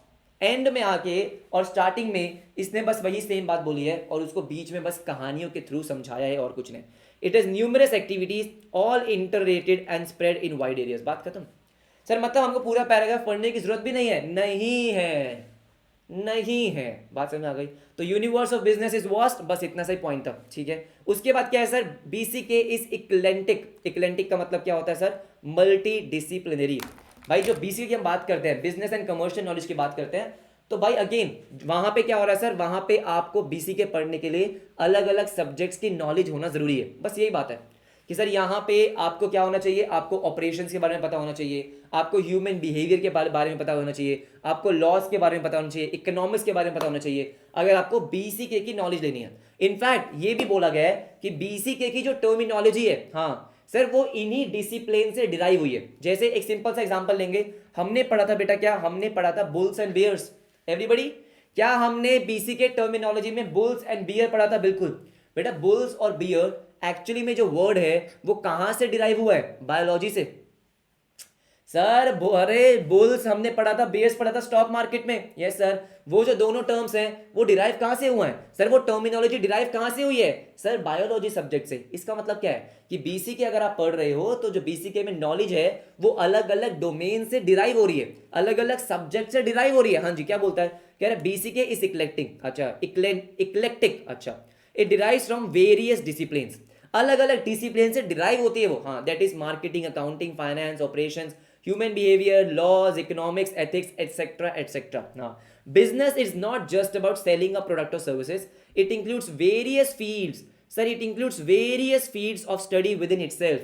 BCK में सिर्फ आपको इस बारे में नहीं पढ़ना होगा कि भाई BCK is about buying and selling, नहीं, बीसीके मतलब सर उसमें आपको और सारे सब्जेक्ट्स की नॉलेज होनी चाहिए, क्योंकि बीसीके बाकी सब्जेक्ट से ही डिराइव हुआ है, उसकी टर्मिनोलॉजी बाकी डोमेन से ही डिराइव हुई है। आगे पढ़ेंगे हम, ठीक है। कह रहे अंडरस्टैंडिंग ह्यूमन बिहेवियर, ऑब्वियस ही बात है कि भाई अगर मान लो किसी भी बिजनेस की डिमांड कम हो गई है तो क्यों हो गई है, ह्यूमन बिहेवियर हमको पढ़ना पड़ेगा कि मे बी उसका टेस्ट एंड प्रेफरेंस चेंज हो गया है, जो भी चीज़ें, ठीक है।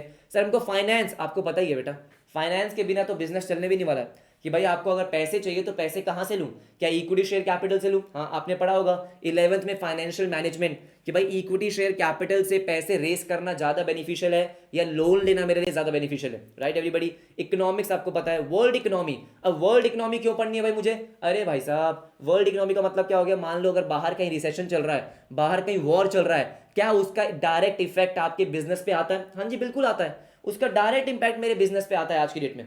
Yes no? मेरा सर कुछ ऐसा काम है जहां पे मैं क्या करता हूं, जहां पे मैं एक्सपोर्ट करता हूं। अब बाहर वॉर चल रहा है तो मैं एक्सपोर्ट कैसे करूंगा? World economy, legal terms, laws of various countries, तो अगेन सिर्फ कहानियां हैं और कुछ भी नहीं है, ठीक है? ईच डिसिप्लिन, देखो क्या बोला, each discipline has a vocabulary of its own. Sir law में अलग एक वोकेबुलरी होती है, हाँ जी बिल्कुल सही बात है। आप आजकल पढ़ रहे होगे कि भाई हम एक्सेप्टेंस ऑफर्स, हाँ जी, ये जो भी चीज़ें आप पढ़ते हो इंडियन कॉन्ट्रैक्ट एक्ट में जहाँ भी पढ़ते हो सर, वो उसकी अपनी अलग एक टर्मिनोलॉजी है कि ऑफर को रिवॉक करना, सर ये एक्सेप्ट करना, दुनिया भर की चीज़ें, हाँ जी। एंड दस contributes towards BCK vocabulary. Sir वही चीज़ें आपके बीसीके में भी आ जाती है, हाँ जी बिल्कुल आ जाती है। जैसे फॉर एग्जाम्पल, हाँ जी, अगर हम बात करते हैं सर बीसीके के कुछ एग्जाम्पल्स की, स्ट्रैटेजी। अभी जो स्ट्रैटेजी वर्ड है, हाँ, ये डिराइव हुआ कहाँ से? सर मिलिट्री से, क्योंकि मिलिट्री में ये वर्ड यूज होता था कि भाई मुझे अपने ओपोनेंट्स को कैसे डिफीट करना है, उसकी स्ट्रैटेजी। तो वो स्ट्रैटेजी वर्ड हम बिजनेस में ले आए।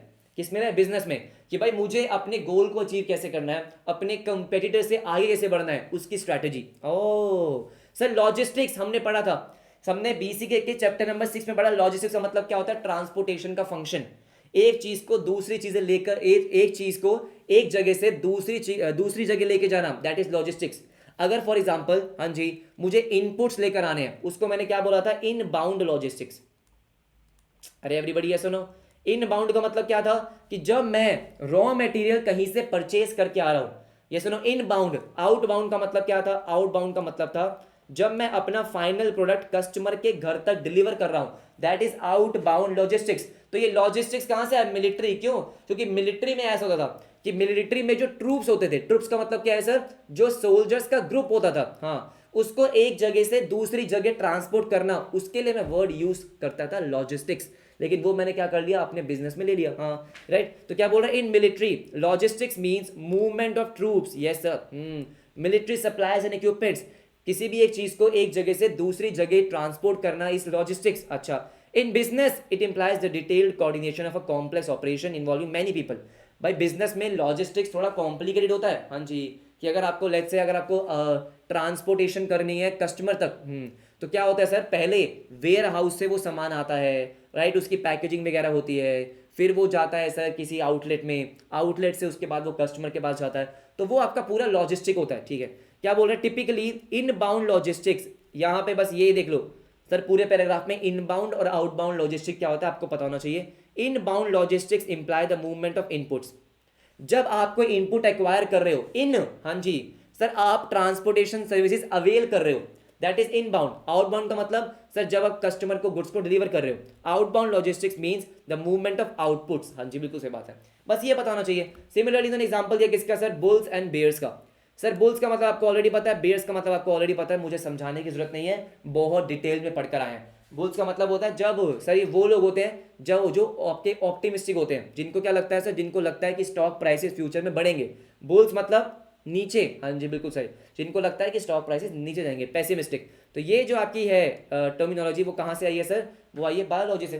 तो इसका कहने का मतलब क्या है? कहने का मतलब है यार कि देखो, बीसीके में सिर्फ गुड्स का बाइंग और सेलिंग नहीं होता है, मल्टी डिसिप्लिनरी, मतलब सर अलग अलग डिसिप्लिन इसमें इन्वॉल्व होते हैं, राइट? तो उनके बारे में भी हमको पता होना चाहिए, हाँ जी पता होना चाहिए, ठीक है? इसके बाद क्या बोलते हैं sir? Last, ever evolving and expanding.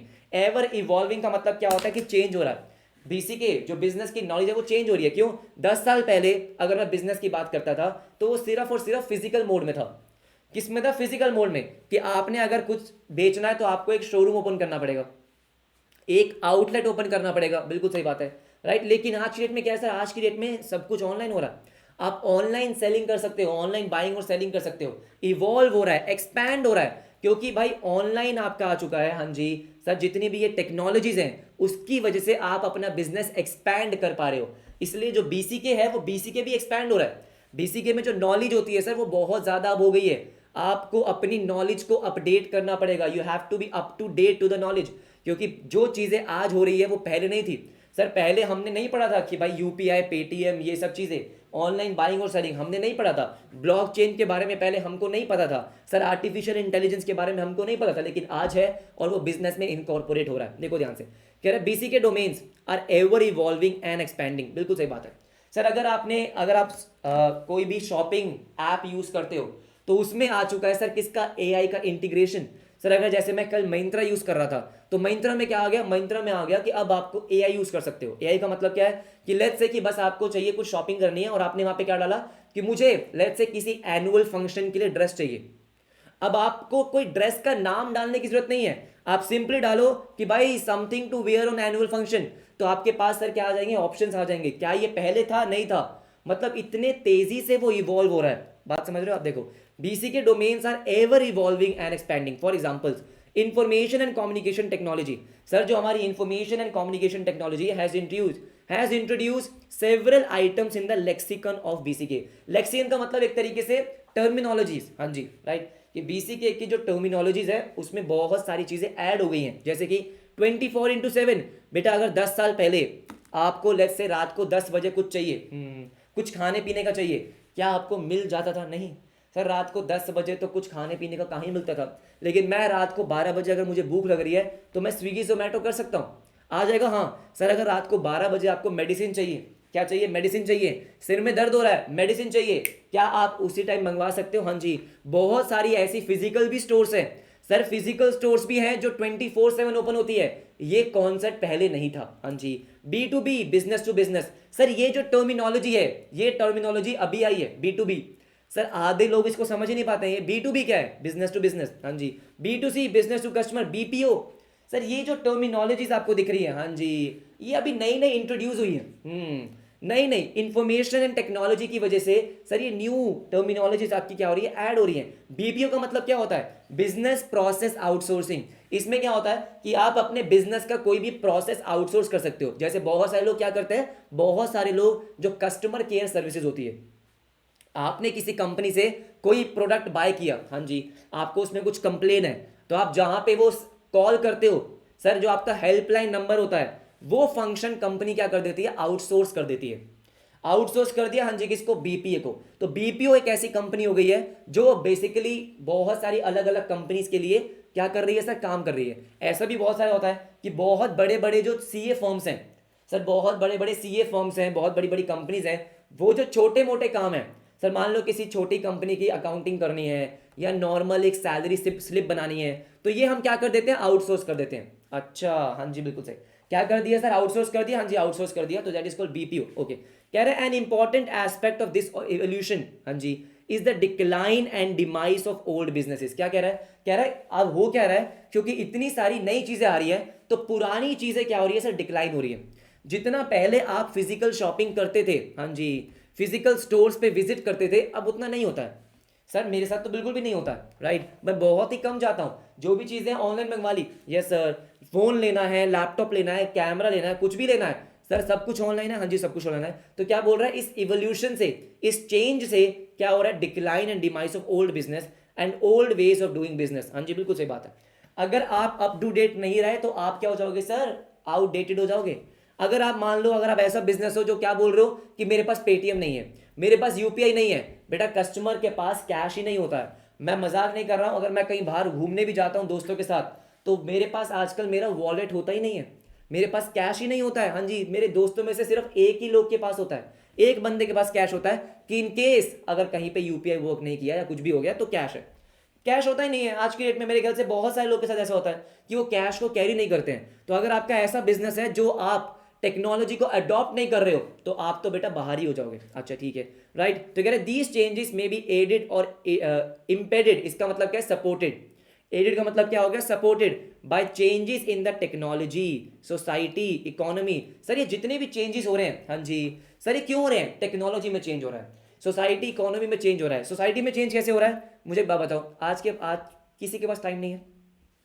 अगर आपके पास ऑनलाइन क्लासेस ये डिलीवर हो रही है, हाँ सर, ये आप ऑनलाइन क्लासेस क्यों ले रहे हो?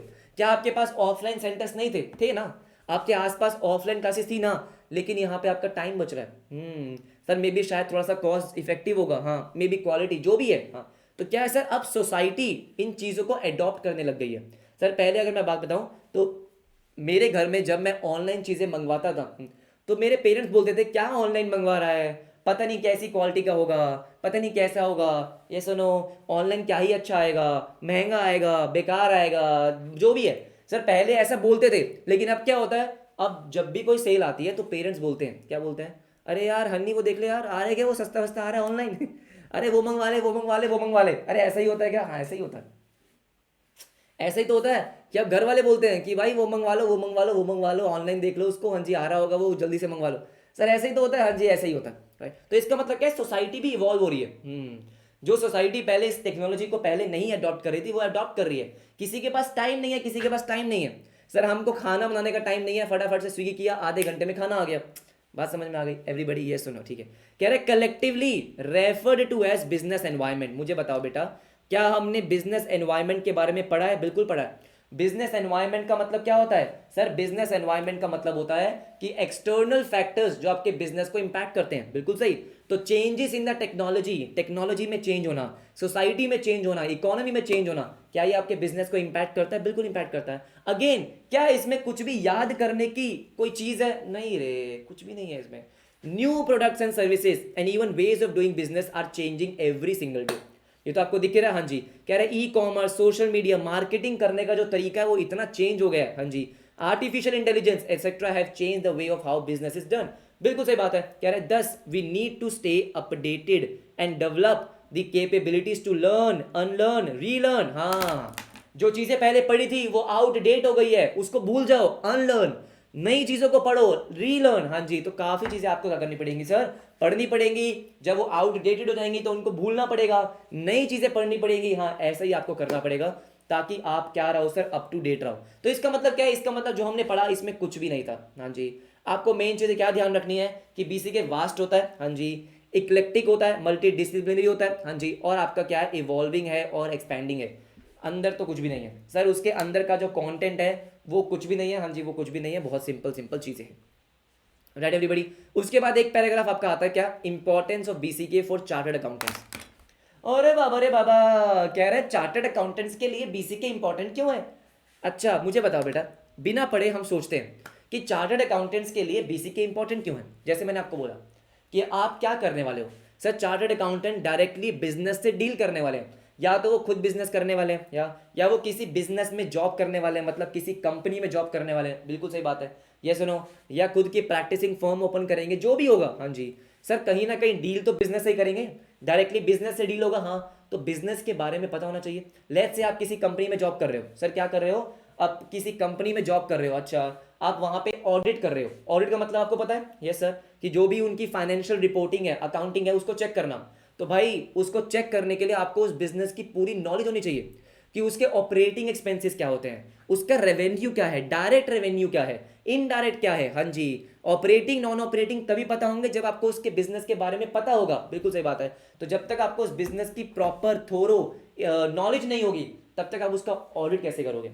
आपको टैक्स, आप मान लो टैक्स प्रोफाइल में हो, आपको उसका इनकम टैक्स रिटर्न या आपको जीएसटी वगैरह करना है, आपको पता होना चाहिए कि भाई जो प्रोडक्ट एंड सर्विसेज वो दे रहे हैं उस पर कितना जीएसटी लगना है। तो प्रोडक्ट एंड सर्विसेज के बारे में प्रॉपर नॉलेज होनी चाहिए। ये सुनो, तो इसका मतलब क्या है सर? इसका मतलब बीसीके बहुत ज्यादा इंपॉर्टेंट है। हाँ जी, बहुत ही ज्यादा इंपॉर्टेंट है, राइट। आगे बढ़ते हैं, आ जाओ।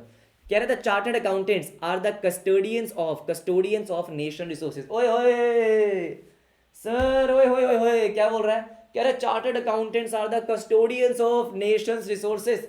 बेटा ये तो क्या ही लिख दिया इन्होंने, हाँ झूठ लिख रहे हैं कह रहे कस्टोडियंस का मतलब क्या होता है? प्रोटेक्टर, रखवाले। अच्छा कैसे सर, कैसे? क्योंकि कंपनी, हाँ जी, जो हमारा बिजनेस होता है वो रिसोर्सेज को यूज कर रहा है। हाँ जी, तो वो रिसोर्सेज को प्रॉपरली यूज कर रहा है। हाँ जी, कुछ भी गलत काम नहीं हो रहा है। गवर्नेंस आप चेक करते हो, तो काफी चीजें आप क्या करते हो, काफी चीजें आप चेक करते हो। हाँ जी बिल्कुल सही बात है, राइट, ठीक है। कह रहे they are responsible for putting in, chartered accountants are responsible for putting in a credible system. Sir credible मतलब reliable system of truthful and fair accounting and reporting of society's resources. अच्छा क्या बोल रहा है ये? कह रहे सुनो सुनो, आप क्या कर रहे हो, आप कंपनी के फाइनेंशियल स्टेटमेंट्स पे साइन करते हो। आपका जो सिग्नेचर है वो बेसिकली क्या प्रूफ करता है कि हाँ कंपनी की जो फाइनेंशियल रिपोर्टिंग है, हाँ जी, वो बिल्कुल सही है। राइट सर, वो ये प्रूफ करता है कि कंपनी ने सारे के सारे लॉस कंप्लाई करे हैं, सारे लॉस का उन्होंने पालन करा है। अच्छा, सही बात है। राइट, कुछ इलीगल नहीं कर रहे हैं। Yes sir, yes. राइट, बात समझ रहे हो कि भाई टाइम से उन्होंने टैक्स पे करा है, सैलरी वगैरह टाइम से पे कर रहे हैं, जो भी चीज़ें। तो ये सब चीज़ें आप देखते हो, आप एक रिलायबल सिस्टम फॉलो करते हो। अगर चार्टर्ड अकाउंटेंट्स नहीं होते तो कंपनी को किसी भी चीज़ का डर ही नहीं होता, तो वो जैसे चाहे वैसे बिजनेस करती। हाँ जी, बिल्कुल सही बात है। बात समझ में आ रही है? अच्छा ठीक है। कह रहे देखो ध्यान से, business and commercial sector comprises a large share of their work Arena. बिल्कुल सही बात है कि भाई क्योंकि चार्टर्ड अकाउंटेंट्स का काम ही बिजनेस और कमर्शियल सेक्टर में डील करना है। तो that comprises a large share, मतलब वो डील उसी से करते हैं। ठीक है, in the context BCK is likely to make them more aware and responsive. कह रहा है बीसीके पढ़ने से आप ज्यादा क्या हो जाओगे, अवेयर हो जाओगे, आप ज्यादा रिस्पॉन्सिव हो जाओगे। इसका मतलब ये है कि भाई जब तुम इतनी तारीफ कर ही रहे थे तो तुमने बीसीके हटाया क्यों? मेरे को एक बात बताओ, हाँ, इतनी बड़ी बड़ी बातें जो इन्होंने लिख दी है कि बीसीके सीए के लिए ये है, बीसीके वो है, इंपॉर्टेंट है, फलाना डिंगाना, और हटा दिया। पता नहीं क्या कर रहे हैं। ठीक है, सुनो मेरी बात ध्यान से। कह रहे each business has its own peculiarities. अच्छा, अपने खुद के features. Sir distinctive characteristics. Peculiarities का मतलब क्या होता है सर? Distinctive characteristics. अच्छा ठीक है, associated variations in the notions of product. Basically जो इतनी अंग्रेजी इन्होंने लिखी है, जो बोल्ड लेटर में इंग्लिश लिखी है, इसका कुछ मतलब नहीं है।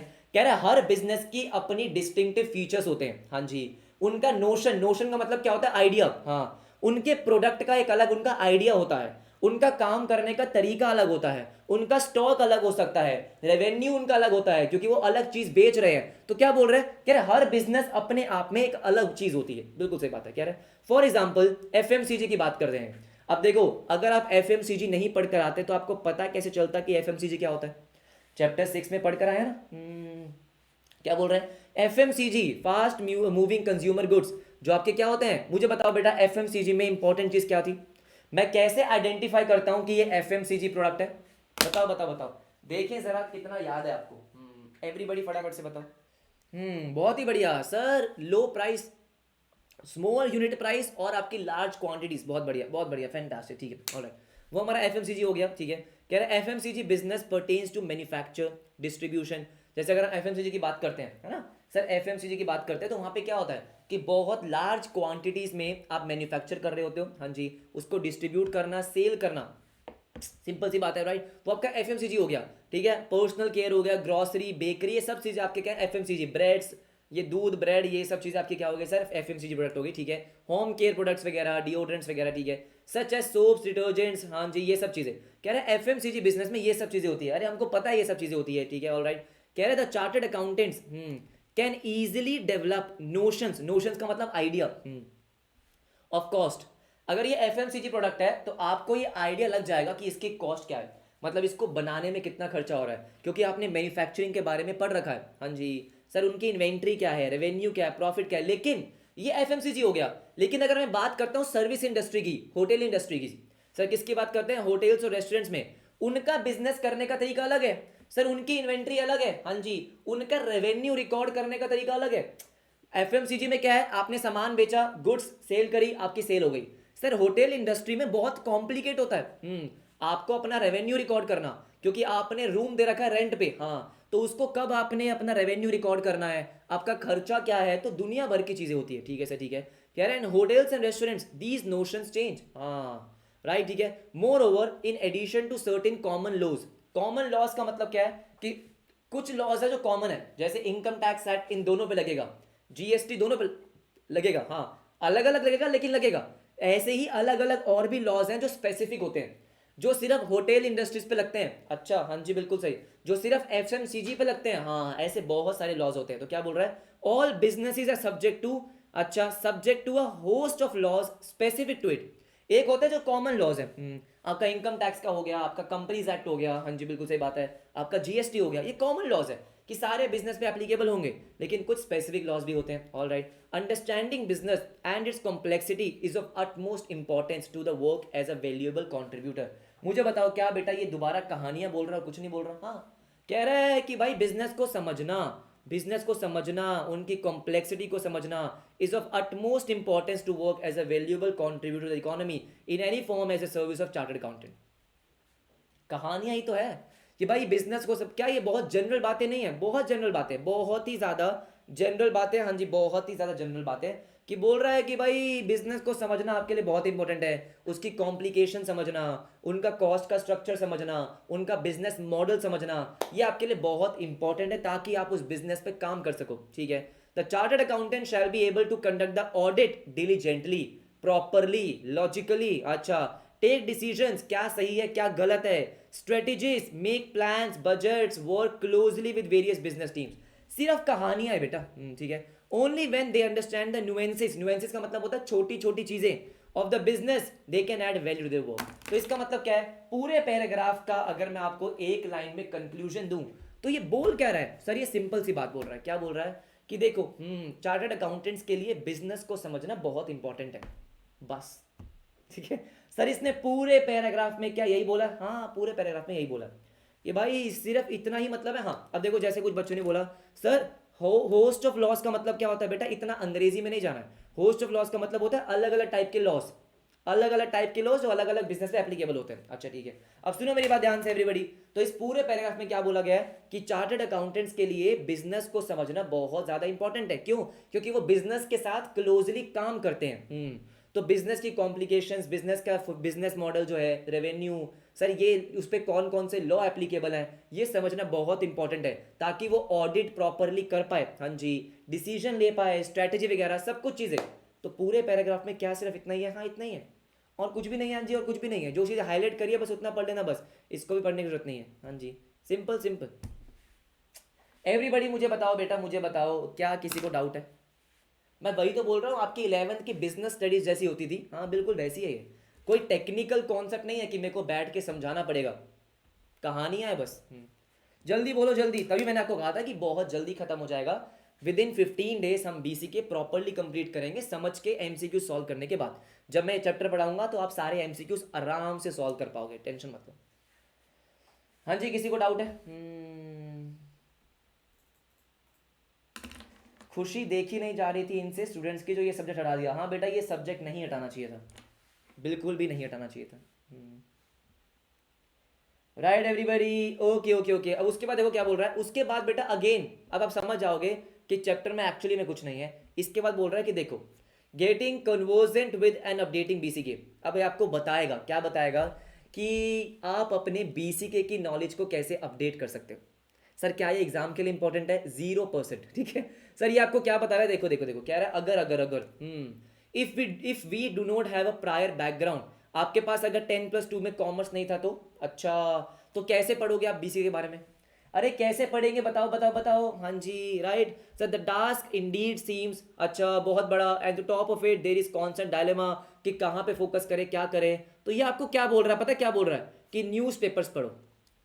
क्या पढ़ो? न्यूज़पेपर्स पढ़ो, मिंट पढ़ो, बिजनेस स्टैंडर्ड पढ़ो, ईटी पढ़ो। ऊपर क्या लिखा हुआ है? ऊपर लिखा हुआ है बेटा क्या, कि जो भी आप बिजनेस को देखते हो, हाँ आप सोचो कि इस बिजनेस में क्या हो रहा है। अच्छा, आपके आसपास बिजनेस है, इतनी सारी ट्रांजैक्शंस के साथ आप डील करते हो, तो उसके बारे में सोचो। अच्छा, अगर आप नॉन कॉमर्स बैकग्राउंड के हो तो कोई दिक्कत वाली बात नहीं है, हाँ जी, जो आपने पढ़ा है वो बिजनेस में होता है। आप अगर साइकोलॉजी पढ़ कर आए हो तो वो बिजनेस में यूज होती है। आप ऑब्जर्व करो, हाँ जी, जब आप न्यूज़ देख रहे हो, जब आप न्यूज़ देख रहे हो तो ऑब्जर्व करो कि हाँ जो आप पढ़ रहे हो उससे चीज़ों को कनेक्ट करो, हाँ जी कनेक्ट करो। अच्छा, क्या बात समझ रहे हो? तो इसका मतलब सर क्या ये हमको पढ़ना है? बिल्कुल भी नहीं, आप रीड कर लेना, एग्जाम के लिए इंपॉर्टेंट नहीं है सर, इसको रीड कर लेना बस, ठीक है। अच्छा फिर क्या बोल रहा है, ये न्यूज़पेपर्स होते हैं जो आपको पढ़ने चाहिए। देखो मजे की बात पता है क्या है, मजे की बात है, शायद आप इसको मजाक में लो, हाँ जी, लेकिन ये डेफिनेटली आपको पढ़ना चाहिए। अगर आप आज से ही पढ़ना स्टार्ट कर दोगे सर, अगर आप, हाँ जी, आज से ही पढ़ना स्टार्ट कर दोगे तो आपको डेफिनेटली फ्यूचर में बहुत बेनिफिट मिलेगा। अगर आप आदत डाल लोगे ईटी पढ़ने की फॉर एग्जांपल, हाँ जी, कुछ नहीं करना बेटा, इसकी एक एप्लीकेशन आती है, हाँ डाउनलोड कर लो, यस, मनी कंट्रोल की एप्लीकेशन आती है, उसको डाउनलोड कर लो, मिंट डाउनलोड कर सकते हो, धीरे धीरे शुरू हो जाओ। सर कह रहा है बिजनेस की मैगजीन्स होती है, मैगजीन तो मुझे लगता नहीं कि आप पढ़ोगे, ये मैगजीन्स हैं, बिजनेस के चैनल, हाँ ये आप देख सकते हो। सर कभी अगर आपका मन करे, यस सर, बिजनेस के चैनल देख लिए, ईटी देख लिया, सीएनबीसी सुबह सुबह देखोगे तो स्टॉक मार्केट की आपको बहुत न्यूज़ मिलेगी। तो आपको थोड़ा थोड़ा जैसे जैसे जैसे जैसे आप इसको देखोगे स्टार्टिंग में समझ में कम आएगा, धीरे धीरे आपको आदत लग जाएगी। एक बार इसकी आदत लग गई ना तो बहुत मजा आएगा कि आपके आसपास बिजनेस में क्या चल रहा है। हाँ जी, किन दो बिजनेस का मर्जर हुआ, क्यों हुआ मर्जर उनका, किसको कितना बेनिफिट हो रहा है, उसकी वैल्यूएशन क्या है, इसका आईपीओ आ रहा है, आईपीओ कितने प्राइस पे आ रहा है, हाँ जी ये सुनो, कितना सब्सक्राइब हुआ, अंडर सब्सक्राइब, ओवर सब्सक्राइब, ये सारी चीजें आपको जब न्यूज में पढ़ने को मिलेगी तो आपको मजा आएगा। ठीक है, बाकी हाँ मजे की बात ये है सर हमको पढ़ना नहीं है, हाँ जी हाँ इतना कुछ पढ़ना नहीं है, नहीं पढ़ना नहीं पढ़ना। अब उसके बाद सुनो मेरी बात ध्यान से, कह रहा आप भी पढ़ते थे बेटा, मैं आज तक पढ़ता हूँ। ठीक है, अब है सर ये है चीज़ इंपॉर्टेंट। अच्छा सर चैप्टर में पहली चीज़ है जो आपने बोली है इंपॉर्टेंट, हाँ बिल्कुल सही बात है। ठीक है सर चैप्टर में पहली चीज़ है जो मैंने बोली है इंपॉर्टेंट, हाँ जी बिल्कुल बिल्कुल पहली चीज़ है जो मैंने बोली है इंपॉर्टेंट, जिससे एमसीक्यूज आते हैं, जिससे बेसिकली क्या आएंगे सर, जिससे बेसिकली आपके एमसीक्यूज आएंगे। हाँ जी बिल्कुल सही बात है। ठीक है राइट एवरीबॉडी, तो ध्यान से मेरी बात सुनेंगे। हाँ कह रहे ह्यूमन एक्टिविटीज़, जो भी ह्यूमन एक्टिविटीज़ होती है, जो भी आप काम कर रहे हो पूरे दिन में, हाँ वो दो टाइप की होती है, एक तो इकोनॉमिक, एक नॉन इकोनॉमिक। इकोनॉमिक का मतलब क्या होता है कि जो मैं पैसे कमाने के लिए कर रहा हूँ। नॉन इकोनॉमिक मतलब जो इंटेंशन मेरा पैसे कमाने का नहीं है, मुझे अच्छे से खुशी मिल रही है सर, मुझे दिल से खुशी मिल रही है उसको काम करने में, हाँ जी ठीक है, तो मेरा इंटेंशन पैसे कमाने का नहीं है, दैट इज नॉन इकोनॉमिक। अगर एक सिंपल सा एग्जांपल लें, हाँ जी बहुत सिंपल सा एग्जांपल ले कि लेट्स से अगर मैं जो क्लासेस अभी डिलीवर कर रहा हूँ, यस, तो इसके मुझे पैसे मिले, हाँ तो इसको मैं क्या बोलूंगा, इकोनॉमिक एक्टिविटी।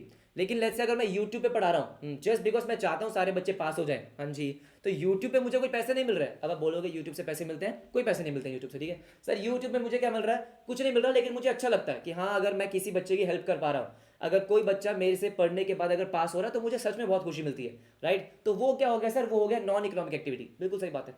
ये सुनो, अगर for example sir, for example मैं घर में, हाँ जी, अपने पेरेंट्स के लिए खाना बना रहा हूँ, मुझे बहुत खुशी मिलती है, लेकिन अगर वही खाना मैं क्या कर रहा हूँ, किसी होटल में जाके बना रहा हूँ, that is called economic activity. बात तो सही है सर, गली में क्रिकेट खेलना इट इज नॉन इकोनॉमिक, लेकिन स्टेडियम में, हाँ जी, प्रोफेशनल क्रिकेट खेलना इज इकोनॉमिक एक्टिविटी। तो इसका मतलब क्या है सर, इसका मतलब बहुत ही सिंपल है। सर बहुत ही ज़्यादा सिंपल है, हाँ जी बहुत ज़्यादा सिंपल है कि अगर इंटेंशन पैसे कमाने का है, उसमें पैसे इन्वॉल्व है, तो डेट इज इकोनॉमिक, और अगर नहीं है, इंटेंशन नहीं है पैसे कमाने का, that is non economic. Basic difference आपका यही होता है, बाकी हम पढ़ते हैं। आ जाओ देखो क्या रहा, और वेकिंग लाइफ्स, जो आप कॉन्शियस होते हो, आर ऑल अबाउट एक्टिविटीज। हाँ जी, जब भी आप जाग रहे होते हो, यस सर, तो कुछ ना कुछ तो कर रहे हो ना, बिल्कुल सही बात है। बेशक आप फोन में स्क्रॉल कर रहे हो, पढ़ाई कर रहे हो, कुछ तो कर रहे हो। Many activities we engage are purposeful, many activities ना सर, मैनी तो नहीं, फ्यू एक्टिविटीज। ठीक है, यूजुअली वी डिकोमटाइज, सर इसका मतलब डिवाइड, अच्छा ठीक है, डिकोमटाइज this activities as work and play. Sir डिकोमटाइज का मतलब एक तरीके से क्या होता है, डिवाइड करना। ठीक है, तो कह रहा है जो भी आप एक्टिविटी करते हो उसको मैं क्या करता हूँ, एक काम है और एक खेल है, प्ले। अच्छा, जो पैसों के लिए कर रहे हो वो काम है और उसके अलावा सब कुछ प्ले है। All right, these days it is more common for adult to talk about work and life. Sir आजकल आपने देखा होगा कि बहुत सारी न्यूज आती है किसकी, वर्क लाइफ बैलेंस की। अभी बेटा अभी किसी ने, मैं नाम नहीं ले रहा, किसी ने बोला कि आपको एक हफ्ते कम से कम 70 घंटे काम करना चाहिए, है ना। हमारे इन्फोसिस के चेयरमैन ने बोला, क्या बोला कि भाई किसी भी एम्प्लॉय को 70 घंटे काम करना चाहिए। तो जैसे ही उन्होंने ये कमेंट पास करा, जैसे ही ये रिमार्क आया, सर पूरे सोशल मीडिया में बस यही चल रहा था, क्या कि कैसी बातें कर रहे हो। तो वहां पे दो टाइप के लोग हो गए, एक जो इस थॉट को सपोर्ट कर रहे हैं, अच्छा, एक वो जो इसके अगेंस्ट हैं। अब जो इसके अगेंस्ट हैं वो क्या बोलते हैं कि भाई वर्क लाइफ बैलेंस का क्या होगा, क्या पूरी जिंदगी सिर्फ काम करते रहेंगे। आप ये कह रहे हो कि एक हफ्ते में 70 घंटे में काम करूंगा तो मैं जिंदगी कब जीऊंगा, मैं अपने पेरेंट्स के साथ टाइम कब स्पेंड करूंगा, सर मैं दोस्तों के साथ कब आवारागर्दी करूंगा, राइट, सर घूमूंगा कब। हाँ जी बिल्कुल सही बात है, ये सुनो, तो ये दो चीजें हो गई। हाँ जी बिल्कुल सर, बिल्कुल दो चीजें हो गई, राइट एवरीबॉडी। तो यहाँ पे क्या हुआ सर, आज के डेट में ऐसा बहुत होता है। तो वर्क और लाइफ, हाँ इसका मतलब जो चीजें आप पैसे कमाने के लिए कर रहे हो सर, लिविंग अर्न करने के लिए कर रहे हो, और एक जो आप करना चाहते हो, जो आपको करने का मन कर रहा है, जिससे आपको खुशी मिलती है, राइट एवरीबॉडी। क्या बोल रहा है, कह रहा है these days it is more common for adults to talk about work and life. अच्छा ठीक है, राइट। लाइफ का मतलब क्या हो गया सर, लाइफ का मतलब हो गया family time, time for one's hobbies, अच्छा, कॉजेज, अच्छा, and strive towards balancing the two. बिल्कुल सही बात है सर। वहां पे दो लोग कैसे आ गए, एक क्या बोल रहे हैं कि अगर आप यंग हो, हाँ, तो आपको अभी काम करना चाहिए, अभी काम करोगे तो फ्यूचर में काम कम करना पड़ेगा, अच्छा अभी मेहनत करो, हसल हसल हसल, हाँ जी। एक है जो क्या बोल रहा है, दोनों को बैलेंस करके चलो, कि थोड़ा बहुत काम करना है, थोड़ा बहुत आपको करना है सर, थोड़ा बहुत आपको फैमिली टाइम और ये सब चीज़ें करनी है, अच्छा ठीक है। अब क्या सही है क्या गलत है वो इंडिविजुअल पर डिपेंड करता है, ओके। उसके बाद क्या बोला है, we all work to earn a living. Sir सब लोग काम कर रहे हैं पैसे कमाने के लिए, सबके सब लोग काम कर ले। हाँ बच्चे बोल रहे हैं सर एक वीक में 70 घंटे तो हम पढ़ ही लेते हैं। बेटा उससे ज़्यादा ही पढ़ लेते हैं। सीए स्टूडेंट्स के लिए नहीं है वो, उनको नहीं पता कि सीए स्टूडेंट्स, हाँ जी, वो एक हफ्ते में 70 घंटे से ज़्यादा ही पढ़ लेते हैं। इनफैक्ट जो आप अभी कर रहे हो ना, फॉर एग्जाम्पल अभी आप पढ़ रहे हो कुछ भी कर रहे हो, तो मुझसे पूछा जाता है कई बारी कि मैंने सीए जर्नी में सबसे अच्छी चीज़ क्या सीखी है। तो मुझे ऐसा लगता है कि जो आपकी सीए की जर्नी होती है, जैसे आप अभी क्या कर रहे हो, दिन में 10 घंटे पढ़ रहे हो, 8 या 10 घंटे पढ़ रहे हो, तो आपको लग गई है आदत। क्या लग गई है सर? अब धीरे धीरे आपको क्या लग जाएगी, इसकी आदत लग जाएगी कि दिन में 8 8 10 घंटे पढ़ना। एक टाइम ऐसा भी आएगा कि जब आप खाली बैठे होगे तो आपको गिल्ट होगा कि यार मैं पढ़ क्यों नहीं रहा हूं। अगर आप खाली बैठे हो गए, लेट्स से कि आपने क्रिकेट मैच देखा, मेरे साथ ऐसा होता था कि मान लो मैं अभी क्रिकेट मैच देखता था, हाँ, तो मुझे बाद में गिल्ट होता था कि यार 3 घंटे खराब कर दिए, 3 घंटे में वो हो जाता। Yes sir. तो अब क्या होगा, अभी आप 10 घंटे पढ़ रहे हो, इंटरमीडिएट में वो हो जाएगा 12 घंटे, फाइनल में हो जाएगा वो 14 15 घंटे। तो इससे होता क्या है सर, इससे सबसे अच्छी चीज़ ये होती है कि सीए स्टूडेंट्स को मेहनत करने की आदत लग जाती है। और एक बार अगर किसी भी इंसान को मेहनत करने की आदत लग गई तो बेटा फिर मजे ही मजे हैं। मजे की बात क्या है कि लेट्स से अगर मैं अभी कुछ काम कर रहा हूँ, ठीक है, मैं मजाक नहीं कर रहा, तो मेरा जो रहने वाला घर है वो ग्राउंड फ्लोर पे है और मेरा ये ऑफिस ऊपर है। अच्छा, तो मैं मेजरली जो टाइम होता है वो यहीं पे होता हूँ। मतलब मैं खाली नहीं बैठ सकता हूँ कि अगर let's say sir Saturday Sunday है, हाँ, तो सैटरडे संडे नॉर्मली आप क्या बोलोगे, सर चिल करो। बेटा मुझे पता ही नहीं है कि खाली कैसे बैठते हैं, मैं मजाक नहीं कर रहा, कि मैं खाली बैठ के टीवी देख ही नहीं सकता हूँ। या तो मैं दोस्तों के साथ बाहर जा रहा हूँ, फैमिली के साथ बाहर जा रहा हूँ, वो तो परफेक्ट है कि हाँ कहीं मैं बाहर घूमने जा रहा हूँ। लेकिन अगर मैं घर पे बैठा हूँ तो मैं खाली नहीं बैठ सकता कि ठीक है भाई आधा एक घंटा हमने क्रिकेट मैच देख लिया, वो अलग बात है। उसके अलावा मैं 3 घंटे बैठ के टीवी देख लूं, ऐसा हो ही नहीं सकता है। मुझे याद ही नहीं है कि मैंने कभी ऐसा करा हो कि भाई आराम से बेड पे बैठे हुए हैं और बस टीवी देख रहे हैं। सीरियसली मुझे याद नहीं है मैंने कब करा होगा ऐसा। तो इसका मतलब क्या है सर, ये जो आदत है ना बेटा, वो ये आदत आई कहां से है, एज अ सीए स्टूडेंट, क्योंकि आदत ही नहीं होती है। मुझे बताओ बेटा, आदत आपकी छूट जाएगी कि खाली बैठे बैठे इंस्टाग्राम को स्क्रॉल करना। आदत ही नहीं है कि खाली बैठ के बस गप्पे मार रहे हैं। गप्पे मारना तो चलो अलग बात हो गई, दोस्तों के साथ मैं बहुत हान लेता हूँ, दोस्तों के साथ मैं बहुत घूम फिर लेता हूँ, लेकिन घर पे बैठे बैठे मुझसे खाली टाइम स्पेंड नहीं होता है। तो इसका मतलब क्या हो गया, इसका मतलब ये हो गया कि जो मर्जी बोले लोग, हाँ जी, अगर अभी इन 4 5 सालों में आप डट के आपने मेहनत कर ली, मैं सच में बता रहा हूं, अगर किसी बच्चे का सीए क्लियर हो रहा हो या ना हो रहा हो, लेकिन ये जो आदत सीए जर्नी में लगती है ना, हाँ, ये आपको लाइफ में बहुत काम आती है, बहुत काम आती है। क्योंकि अगर आप किसी भी चीज में, आप बेशक जॉब कर रहे हो, हाँ, या फिर आप बेशक कोई भी अपना बिजनेस कर रहे हो या कुछ भी कर रहे हो, फ्रीलांसिंग कर रहे हो, अगर आपको दिन में 10 12 घंटे काम करने की आदत है तो आप कोई भी काम करोगे, आप उसमें सक्सेसफुल हो। आप खुद सोचो ना यार, अगर मैं कंसिस्टेंसी से एक ही काम के पीछे लगा पड़ा हूं, तो ऐसा हो ही नहीं सकता कि मुझे उसमें सक्सेस ना मिले। बिल्कुल सही बात है। तो इसीलिए इसीलिए जो अभी बच्चे बोल रहे थे कि जो हमारे इन्फोसिस के चेयरमैन जी ने ये जो रिमार्क दिया, ये थॉट दिया 70 आवर्स का, हाँ, हमारे लिए ये कोई बहुत बड़ी बात नहीं है। हमें इतना कोई बुरा नहीं लग रहा है। हम यहाँ पे उनसे आर्ग्यूमेंट नहीं कर रहे हैं कि 70 घंटे, अरे ये तो है ही ना अपना, राइट, हम तो कर ही रहे हैं, हाँ जी, कौन सी बड़ी बात है, राइट एवरीबडी। चलो आ जाओ, 5 मिनट हो गए, बहुत टाइम वेस्ट हो गया। इधर आ, एवरीबडी इधर आ जाओ। हाँ जी, देखो तो क्या बोला गया, कह रहा है all that we do to earn a living, हाँ जी, comprises economic activities. Everybody yes or no? कह रहा है all that we do to earn a living comprises economic activities. बिल्कुल सही बात है। इसका मतलब क्या है, कह रहा है जो भी काम आप पैसे कमाने के लिए कर रहे हो वो सब इकोनॉमिक एक्टिविटीज है। जो भी काम कर रहे हो, हाँ जी, हाँ जी, जो भी काम कर रहे हो, दोस आर इकोनॉमिक एक्टिविटीज। कुछ भी काम कर रहे हो, सर मैं टीचिंग कर रहा हूँ, अच्छा ठीक है, मान लो मेरा केटरिंग का बिजनेस है वो मैं कर रहा हूँ, अच्छा सर, कोई जॉब कर रहा है, कोई फ्रीलांसिंग कर रहा है, कोई कुछ भी कर रहा है, सर लेट्स से कोई भैया रिक्शा चला रहे हैं, हाँ जी, तो वो क्यों चला रहे हैं, क्योंकि पैसे कमाने हैं। किसी ने अगर सब्जी की दुकान खोल रखी है तो क्यों खोल रखी है, पैसे कमाने हैं। तो कोई भी चीज आप पैसों के लिए कर रहे हो उसको हम कहां क्लासिफाई करते हैं सर, इकोनॉमिक एक्टिविटीज में, ठीक है। कह रहा है rest all activities are refer to as non economic activities. जो चीज आप पैसों के लिए नहीं कर रहे हो उसको हमने क्या बोला सर, नॉन इकोनॉमिक एक्टिविटीज। तो दोनों में जो सबसे इंपॉर्टेंट डिस्टिंग्विशन है, सबसे इंपॉर्टेंट डिफरेंशिएशन है, वो ये है कि आपका मोटिव क्या है, आप जो भी काम कर रहे हो उसके पीछे का मोटिव क्या है। तो देखो ध्यान से मेरी बात सुनो। Interestingly, while economic activities are distinguishably merely by the presence of livelihood motive, हाँ क्या बोला कह रहा है इकोनॉमिक एक्टिविटीज को अगर मुझे आइडेंटिफाई करना है तो कैसे आइडेंटिफाई करूंगा, क्योंकि आपका उसमें लाइवलीहुड मोटिव है। मतलब सर लाइवलीहुड का मतलब क्या होता है कि जीने के लिए पैसा चाहिए। हाँ जी बिल्कुल सही बात है। तो उसमें आपका मोटिव क्या है सर कि भाई मेरे को अपनी लिविंग अर्न करनी है, खाना पीना है, कपड़े वपड़े पहनने के लिए पैसे चाहिए। अच्छा ठीक है। उसके बाद क्या बोलता है, नॉन इकोनॉमिक एक्टिविटीज में जो मोटिव होता है, a variety of motives are attributed to non economic activities. Sir non economic activities में जो आपका मोटिव होता है वो क्या होता है, आप सबको पता है। सर नॉन इकोनॉमिक एक्टिविटीज में क्या होता है, कंसर्न फॉर फेलो बींग्स। हाँ जी, फॉर एग्जांपल अगर मुझे अपने सारे दोस्तों की, स्टूडेंट्स की चिंता है, हाँ, उसके लिए मैं अब क्या कर रहा हूं सर, यूट्यूब पे रिवीजन ले रहा हूं। ऑनेस्टली मुझे उससे कोई फायदा नहीं हो रहा सर, ऐसा कोई बहुत ज्यादा मुझे फायदा नहीं होने वाला उससे, क्योंकि सर ये तो आपका फाइनल स्टेज है। हाँ जी, आपका नवंबर दिसंबर में कोई मेरा कोर्स थोड़ी बिक रहा है सर। मैं तो बस ये चाहता हूं कि बच्चे जितना ज्यादा हो सके पास हो जाए। तो इसका मतलब क्या है, कंसर्न फॉर फेलो बीइंग्स, मैं उसको नॉन इकोनॉमिक एक्टिविटीज में क्लासिफाई करूंगा। Affection and love for family, बिल्कुल सही। अगर आप कोई भी काम कर रहे हो आउट ऑफ लव, वो आपका क्या होता है sir, non economic activities. Passion about some hobby, अगर आप गिटार बजाना सीख रहे हो, आप डांस करना सीख रहे हो सर, हॉबी है। बुक रीडिंग हॉबी है सर, बैडमिंटन खेलना हॉबी है। तो इसका मतलब क्या है, वो नॉन इकोनॉमिक एक्टिविटी है। हाँ जी बिल्कुल सही बात है, राइट। और cause such as animal rights, बिल्कुल सही बात है। आप कुछ काम कर रहे हो सर एक सोशल कॉज के लिए, बहुत अच्छी बात है, ठीक है सर।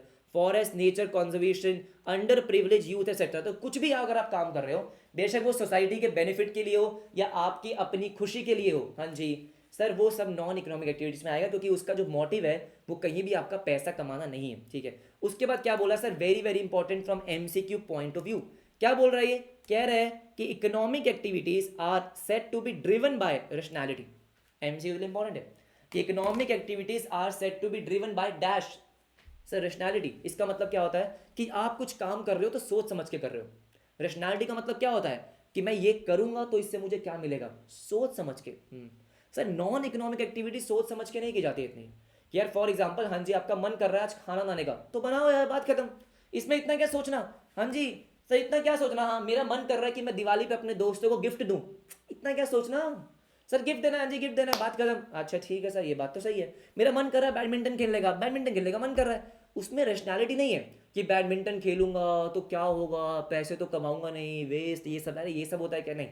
रैशनैलिटी में क्या होता है कि अगर मैं ये करूंगा तो भाई इसके बदले मुझे क्या मिल रहा है। सर मैं कोई भी डिसीजन ले रहा हूं रेशनल माइंड से, लॉजिकल माइंड से, कह रहा है what do I get in return, what do I get in return and what is in it for me.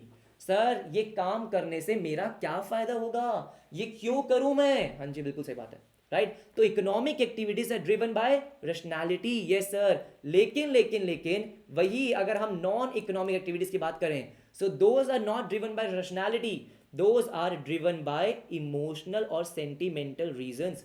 Sir ये जो भी आप काम कर रहे हो that is out of love and affection. Sentimental reasons हैं, दिल की बात है, दिमाग की बात नहीं है। दिमाग की बात है तो रेशनैलिटी। सर इकोनॉमिक एक्टिविटीज दिल की बात है, इसका मतलब क्या हो गया, नॉन इकोनॉमिक एक्टिविटीज। हाँ जी, उसके बाद एक टर्म आता है क्या सर, एल्ट्रुइज्म। हाँ जी सर, ये अल्ट्रुइज्म का मतलब क्या होता है, selfless concern for the welfare of others. Yes sir, या तो आप क्या कर रहे हो, इमोशनल सेंटिमेंट है, आपके इमोशनल रीजंस हैं, फैमिली रीजंस हैं, सेंटिमेंटल रीजंस, या फिर जैसे हमने बोला कि आप नेचर के लिए काम कर रहे हो, सोशल कॉज के लिए काम कर रहे हो, ये सुनो एनिमल वेलफेयर के लिए काम कर रहे हो, जिसके लिए काम कर रहे हो उसको हमने क्या बोला, altruism. Alright, selfless concern for the welfare of others, ठीक है। दस human engagements in all social, religious, cultural, personal, recreational. देखो बेसिकली क्या मतलब क्या है, अगर आप फॉर एग्जांपल किसी भी सोशल गैदरिंग में जा रहे हो, है ना, जैसे मान लो स्कूल में कोई फंक्शन है, ऑल राइट, या कहीं पे जागरण हो रहा है, कहीं पे लंगर हो रहा है, या सुनो आप जैसे फॉर एग्जांपल लेट्स से मेरे यहाँ पे एक गुरुद्वारा है, हाँ जी वहाँ पे लंगर होता है, ठीक है, तो मैं वहाँ लंगर में जा रहा हूँ। तो इसका मतलब क्या है कि भाई अगर मैं किसी रिलीजियस गैदरिंग में जा रहा हूँ, सोशल गैदरिंग्स में जा रहा हूँ, ठीक है, दोस्तों के साथ बाहर घूम रहा हूँ, शादी पे जा रहा हूँ, कहीं भी जा रहा हूँ, कल्चरल सर डांडिया खेलने में चला गया, हाँ जी, तो उसका मतलब क्या है सर, इसका मतलब ये है कि कोई भी आपकी ये गैदरिंग हो रही है, राइट, वो सब नॉन इकोनॉमिक एक्टिविटी है, राइट। रिक्रिएशनल, रिक्रिएशन का मतलब क्या होता है सर, जब आप थक चुके हो काम करके, आप अपने माइंड को फ्रेश करने के लिए कुछ कर रहे हो, बैडमिंटन खेलने के लिए मैं चला गया, रिक्रिएशनल, अच्छा ठीक है। चैरिटी कर रहे हो, पेट्रियोटिक एक्टिविटीज कर रहे हो, हाँ जी, ये सब आपकी नॉन इकोनॉमिक एक्टिविटीज होती है। अरे मुझे फटाफट से बताओ सर, कुछ कंपनी स्टूडेंट्स को पढ़ाती है फिर अपनी कंपनी में जॉब देती है, ये क्या है, स्मृति देखो, हाँ जी पहली बात तो ये, अगर वो पढ़ा रही हैं, अगर कंपल्शन तो नहीं है ना कि आपको इसमें जॉब करनी है, अगर वो पढ़ा रही है आउट ऑफ क्या सर कि भाई हम अच्छा काम करना चाहते हैं, एजुकेशन प्रमोट करना चाहते हैं, that is non economic activity. ये सर बिल्कुल सही बात है। अब वो पर्सन कंपनी में जॉब कर रहा है तो वो पैसों के लिए जॉब कर रहा है, that is economic activity, right everybody.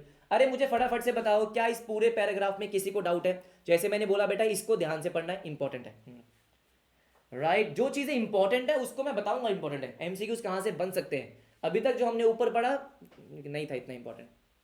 अरे मुझे फटाफट से बताओ क्या ये चीज आपको समझ में आ गई है? हेलो, क्लियर है? हाँ अब देखो ध्यान से मेरी बात सुनो, यहां पे आपको दे रखी है सर क्या कुछ एक्टिविटीज, आपको मुझे बताना है कि इकोनॉमिक लग रही है या नॉन इकोनॉमिक लग रही है। अगर मैं पहली पिक्चर की बात कर रहा हूं कि यहाँ पे यस सर एक शेफ है, हाँ जी, जो बेसिकली कुछ तो बढ़िया सा बना रहे हैं, हाँ जी, मुझे बताओ बेटा, मुझे बताओ पहली इकोनॉमिक या नॉन इकोनॉमिक? एवरीबडी फटाफट से बोलते जाएंगे बेटा, इकोनॉमिक या नॉन इकोनॉमिक? सर अगर आप किसी रेस्टोरेंट में एज अ शेफ काम कर रहे हो, हाँ, तो ये इकोनॉमिक एक्टिविटी है, पैसों के लिए काम कर रहे हो, yes sir yes.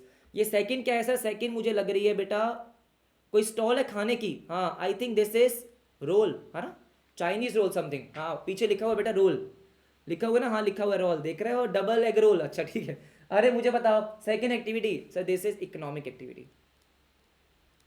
This is economic activity. हाँ सर घर में अगर अगर अगर पेरेंट्स हमारे लिए खाना बना रहे हैं, सर थर्ड थर्ड पिक्चर, अगर पेरेंट्स हमारे लिए खाना बना रहे हैं तो मुझे बताओ बेटा इकोनॉमिक है non economic? Non economic, right everybody, जब से आप पैदा हुए तब से बना रहे हो out of love and affection daily, ये sir non economic, right.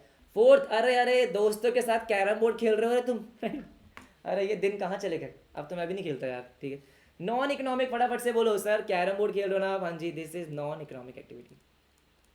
Sir PETA, हाँ जी, ये क्या होता है कि this is a organisation people for the ethical treatment of animals, हाँ जी, एनिमल वेलफेयर के लिए, sir again this is non economic.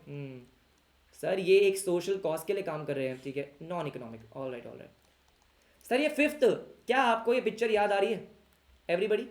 क्या ये फिफ्थ, सॉरी सिक्स्थ पिक्चर, क्या ये सिक्स्थ पिक्चर आपको याद आ रही है?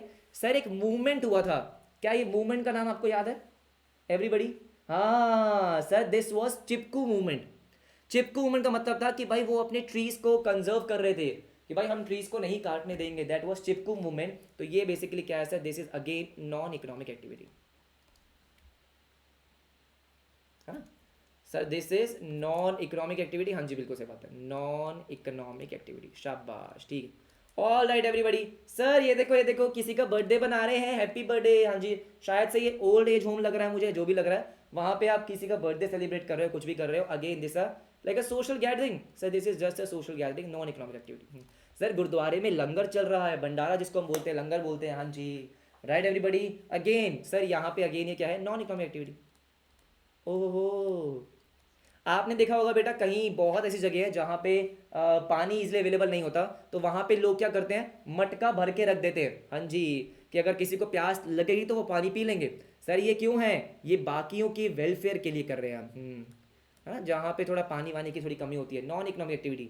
सर ये क्या है? ये बेसिकली एक साइकिल रिपेयर शॉप है, एक रिपेयर शॉप है एवरीबडी, हाँ जी, जो हमारा ये कौन सा है, ये जैसे टेंथ पिक्चर, सर ये हमारा एक रिपेयर शॉप है जो रिपेयर कर रहे हैं आपके साइकिल या कुछ भी, दिस इज इकोनॉमिक एक्टिविटी, कि ये जो काम कर रहे हैं, जो इन्होंने ये शॉप ओपन कर रखी है, this is to earn the living, हाँ जी, पैसा कमाने के लिए, हाँ जी, पैसा कमाने के लिए। उसके बाद ये फैक्ट्री है कुछ, हाँ, जहाँ पे शायद से कुछ कपड़े वपड़े बन रहे हैं, sir again this is economic activity, हाँ जी बिल्कुल सही बात है।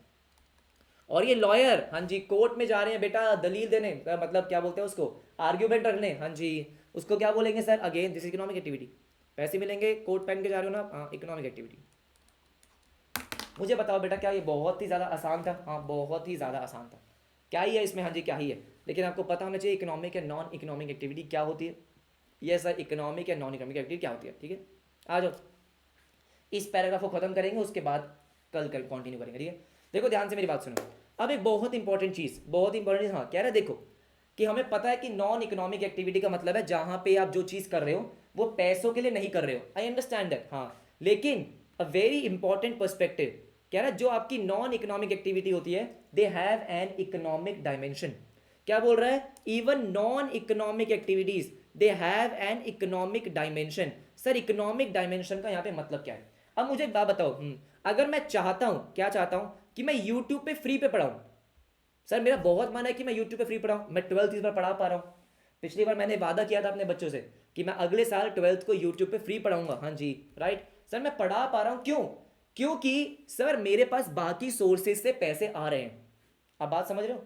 सर अगर मैं 12th को या मैं सीए फाउंडेशन को भी काफी हद तक यूट्यूब पे पढ़ा पा रहा हूँ, हाँ जी, उसका रीजन क्या है? उसका रीजन ये है कि मेरे पास बाकी सोर्सेज से पैसे आ रहे हैं। हाँ, मान लो अगर मेरे पास बाकी सोर्सेज से पैसे नहीं आते तो क्या मैं कर पाता? ये नहीं, क्योंकि मुझे पैसे तो कमाने ही है ना सर, अपनी लिविंग। हाँ जी, पैसे तो चाहिए ना भाई जीने के लिए, बिल्कुल चाहिए। क्योंकि मेरे पास बाकी सोर्सेज, जो मेरे बाकी अर्निंग सोर्सेज है, उससे मेरे पास पैसे आ रहे हैं, तो मैं ये काम कर पा रहा हूं। हाँ जी, ये सुनो। सिमिलरली अगर आप चाहते हो कि सर आप कोई सोशल वेलफेयर करो, आप कहीं डोनेशन करो, चैरिटी करो, क्या आप वो तभी कर पाओगे जब आपके पास पैसे होंगे? हाँ सर बिल्कुल सही बात है। सर बिल्कुल सही बात है। आपका मन है सर ऐसा स्कूल ओपन करने का जहां पे आप लोगों को कुछ प्रैक्टिकल स्किल्स सिखाओगे, जहां पे आप प्रैक्टिकली टैली सिखाओ उनको कि ताकि उनकी जॉब लग जाए, आप उनको वीडियो एडिटिंग सिखाओ ताकि उनकी नॉर्मल जॉब लग जाए। यस सर, आप ऐसा एक फ्री स्कूल ओपन करना चाहते हो, लेकिन वो आप तभी कर पाओगे जब आपके पास पैसे हैं। इसका मतलब क्या है सर? कि नॉन इकोनॉमिक एक्टिविटीज भी हम तभी कर पाते हैं जब उसमें पैसे आपके पास होते हैं, उसमें भी पैसों का इन्वॉल्वमेंट तो है। हाँ, वो एक्टिविटी करने का इंटेंशन पैसे कमाने का नहीं है। ये बात तो की है कि भाई जो जिस भी एक्टिविटीज में मैं नॉन इकोनॉमिक एक्टिविटीज में इन्वॉल्व हूं, हाँ, मेरा इंटेंशन पैसे कमाने का नहीं है, लेकिन उसमें पैसे तो इन्वॉल्व है ना। हाँ, पैसे तो इन्वॉल्व है सर।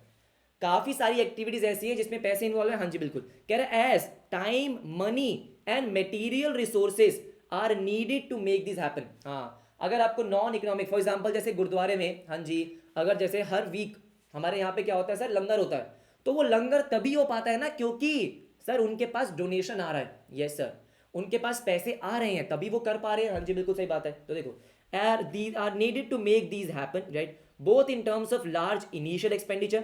अगर आपको कुछ भी करना है, लेट्स से मैंने बोला कि आपको एक ऐसा स्कूल ओपन करना है, एक ऐसा इंस्टीट्यूशन ओपन करना है, तो उसको ओपन करने के लिए आपको इनिशियली बहुत सारा पैसा लगेगा, बिल्कुल सही बात है।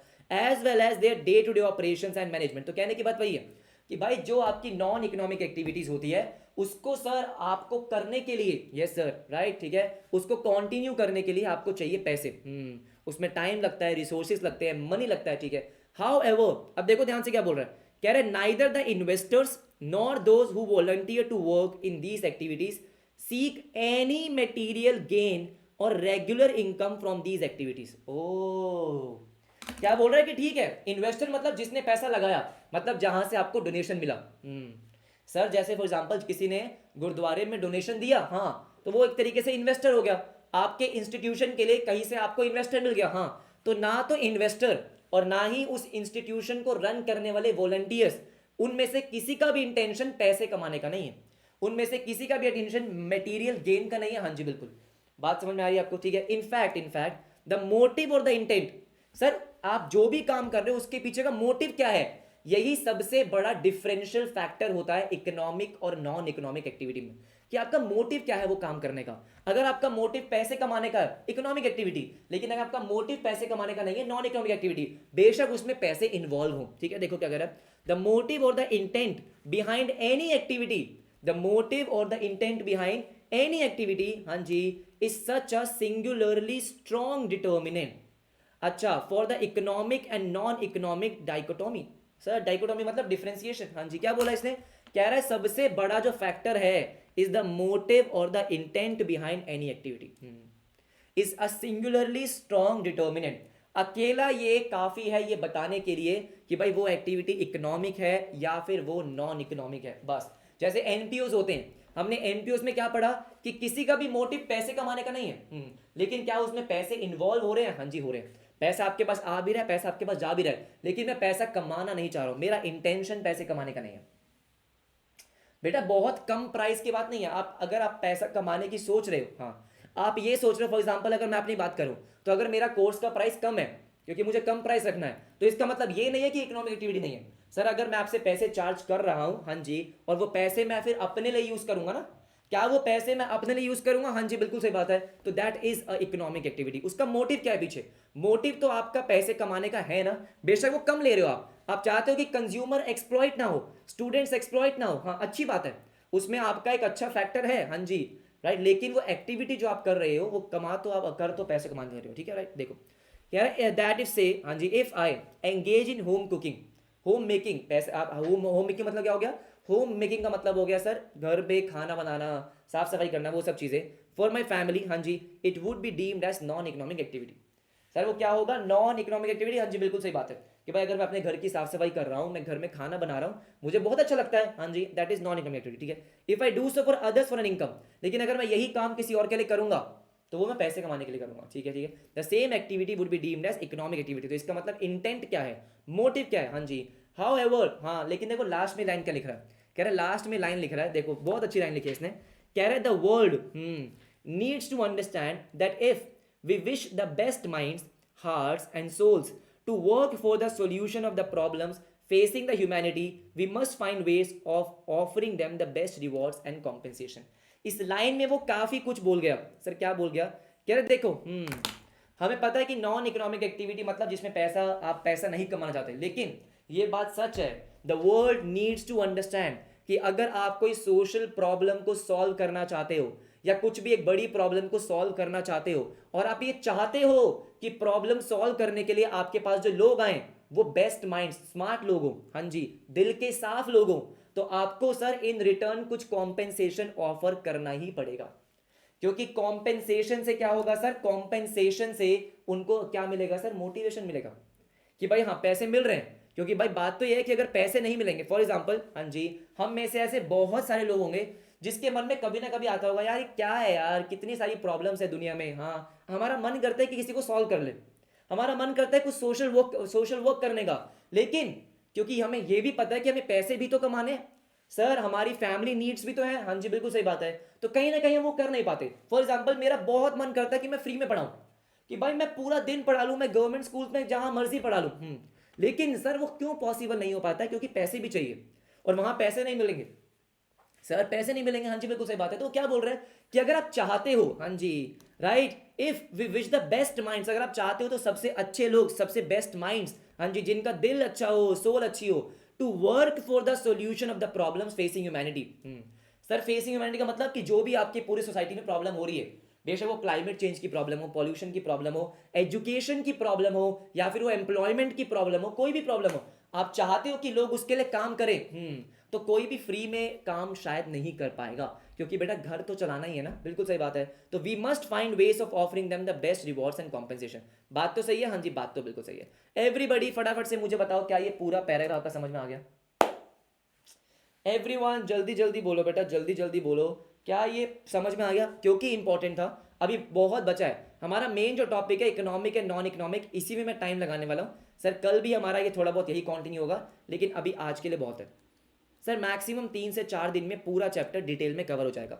ऐसे ही बाकी चैप्टर्स हैं छोटे छोटे, ज़्यादा कुछ नहीं है उसमें, ठीक है। तो जैसे मैंने आपको बोला है 15 नवंबर तक मुझे खत्म करवाना ही है, उसके बाद नहीं लूंगा मैं आपकी क्लासेस ठीक है। एवरीबडी, किसी को डाउट है क्या? फटाफट से बोलो, फटाफट से बोलो। इजी चैप्टर, हाँ ठीक है, कहानियां भरी हुई है बस, और तो कुछ भी नहीं है। Okay guys, then see you, ठीक है। आई होप आपको समझ में आ गया होगा। चैप्टर हमारा काफ़ी कुछ मतलब आई थिंक 1/3 खत्म हो चुका है, ठीक है। ज़्यादा कुछ नहीं है, जैसे मैंने आपको बताया बहुत ही बेसिक चीज़ें, लेकिन बस एक बार आपको रीडिंग करनी है, जो चीज़ें इंपॉर्टेंट है उनको थोड़ा ज़्यादा फोकस करना है। जैसे कि ये, अगर आपको आज की क्लास समझ में आ गई हो तो प्लीज़ मेक श्योर कि लाइक करो वीडियो को ठीक है। कमेंट करके मुझे बताओ कि सारी रेगुलर क्लासेस आप देख रहे हो, आपको वीडियो कैसी लगी, एंड मेक श्योर कि ये आप अपने दोस्तों के साथ शेयर कर रहे हो। मिलते हैं नेक्स्ट क्लास में, तब तक के लिए बाय बाय, टेक केयर।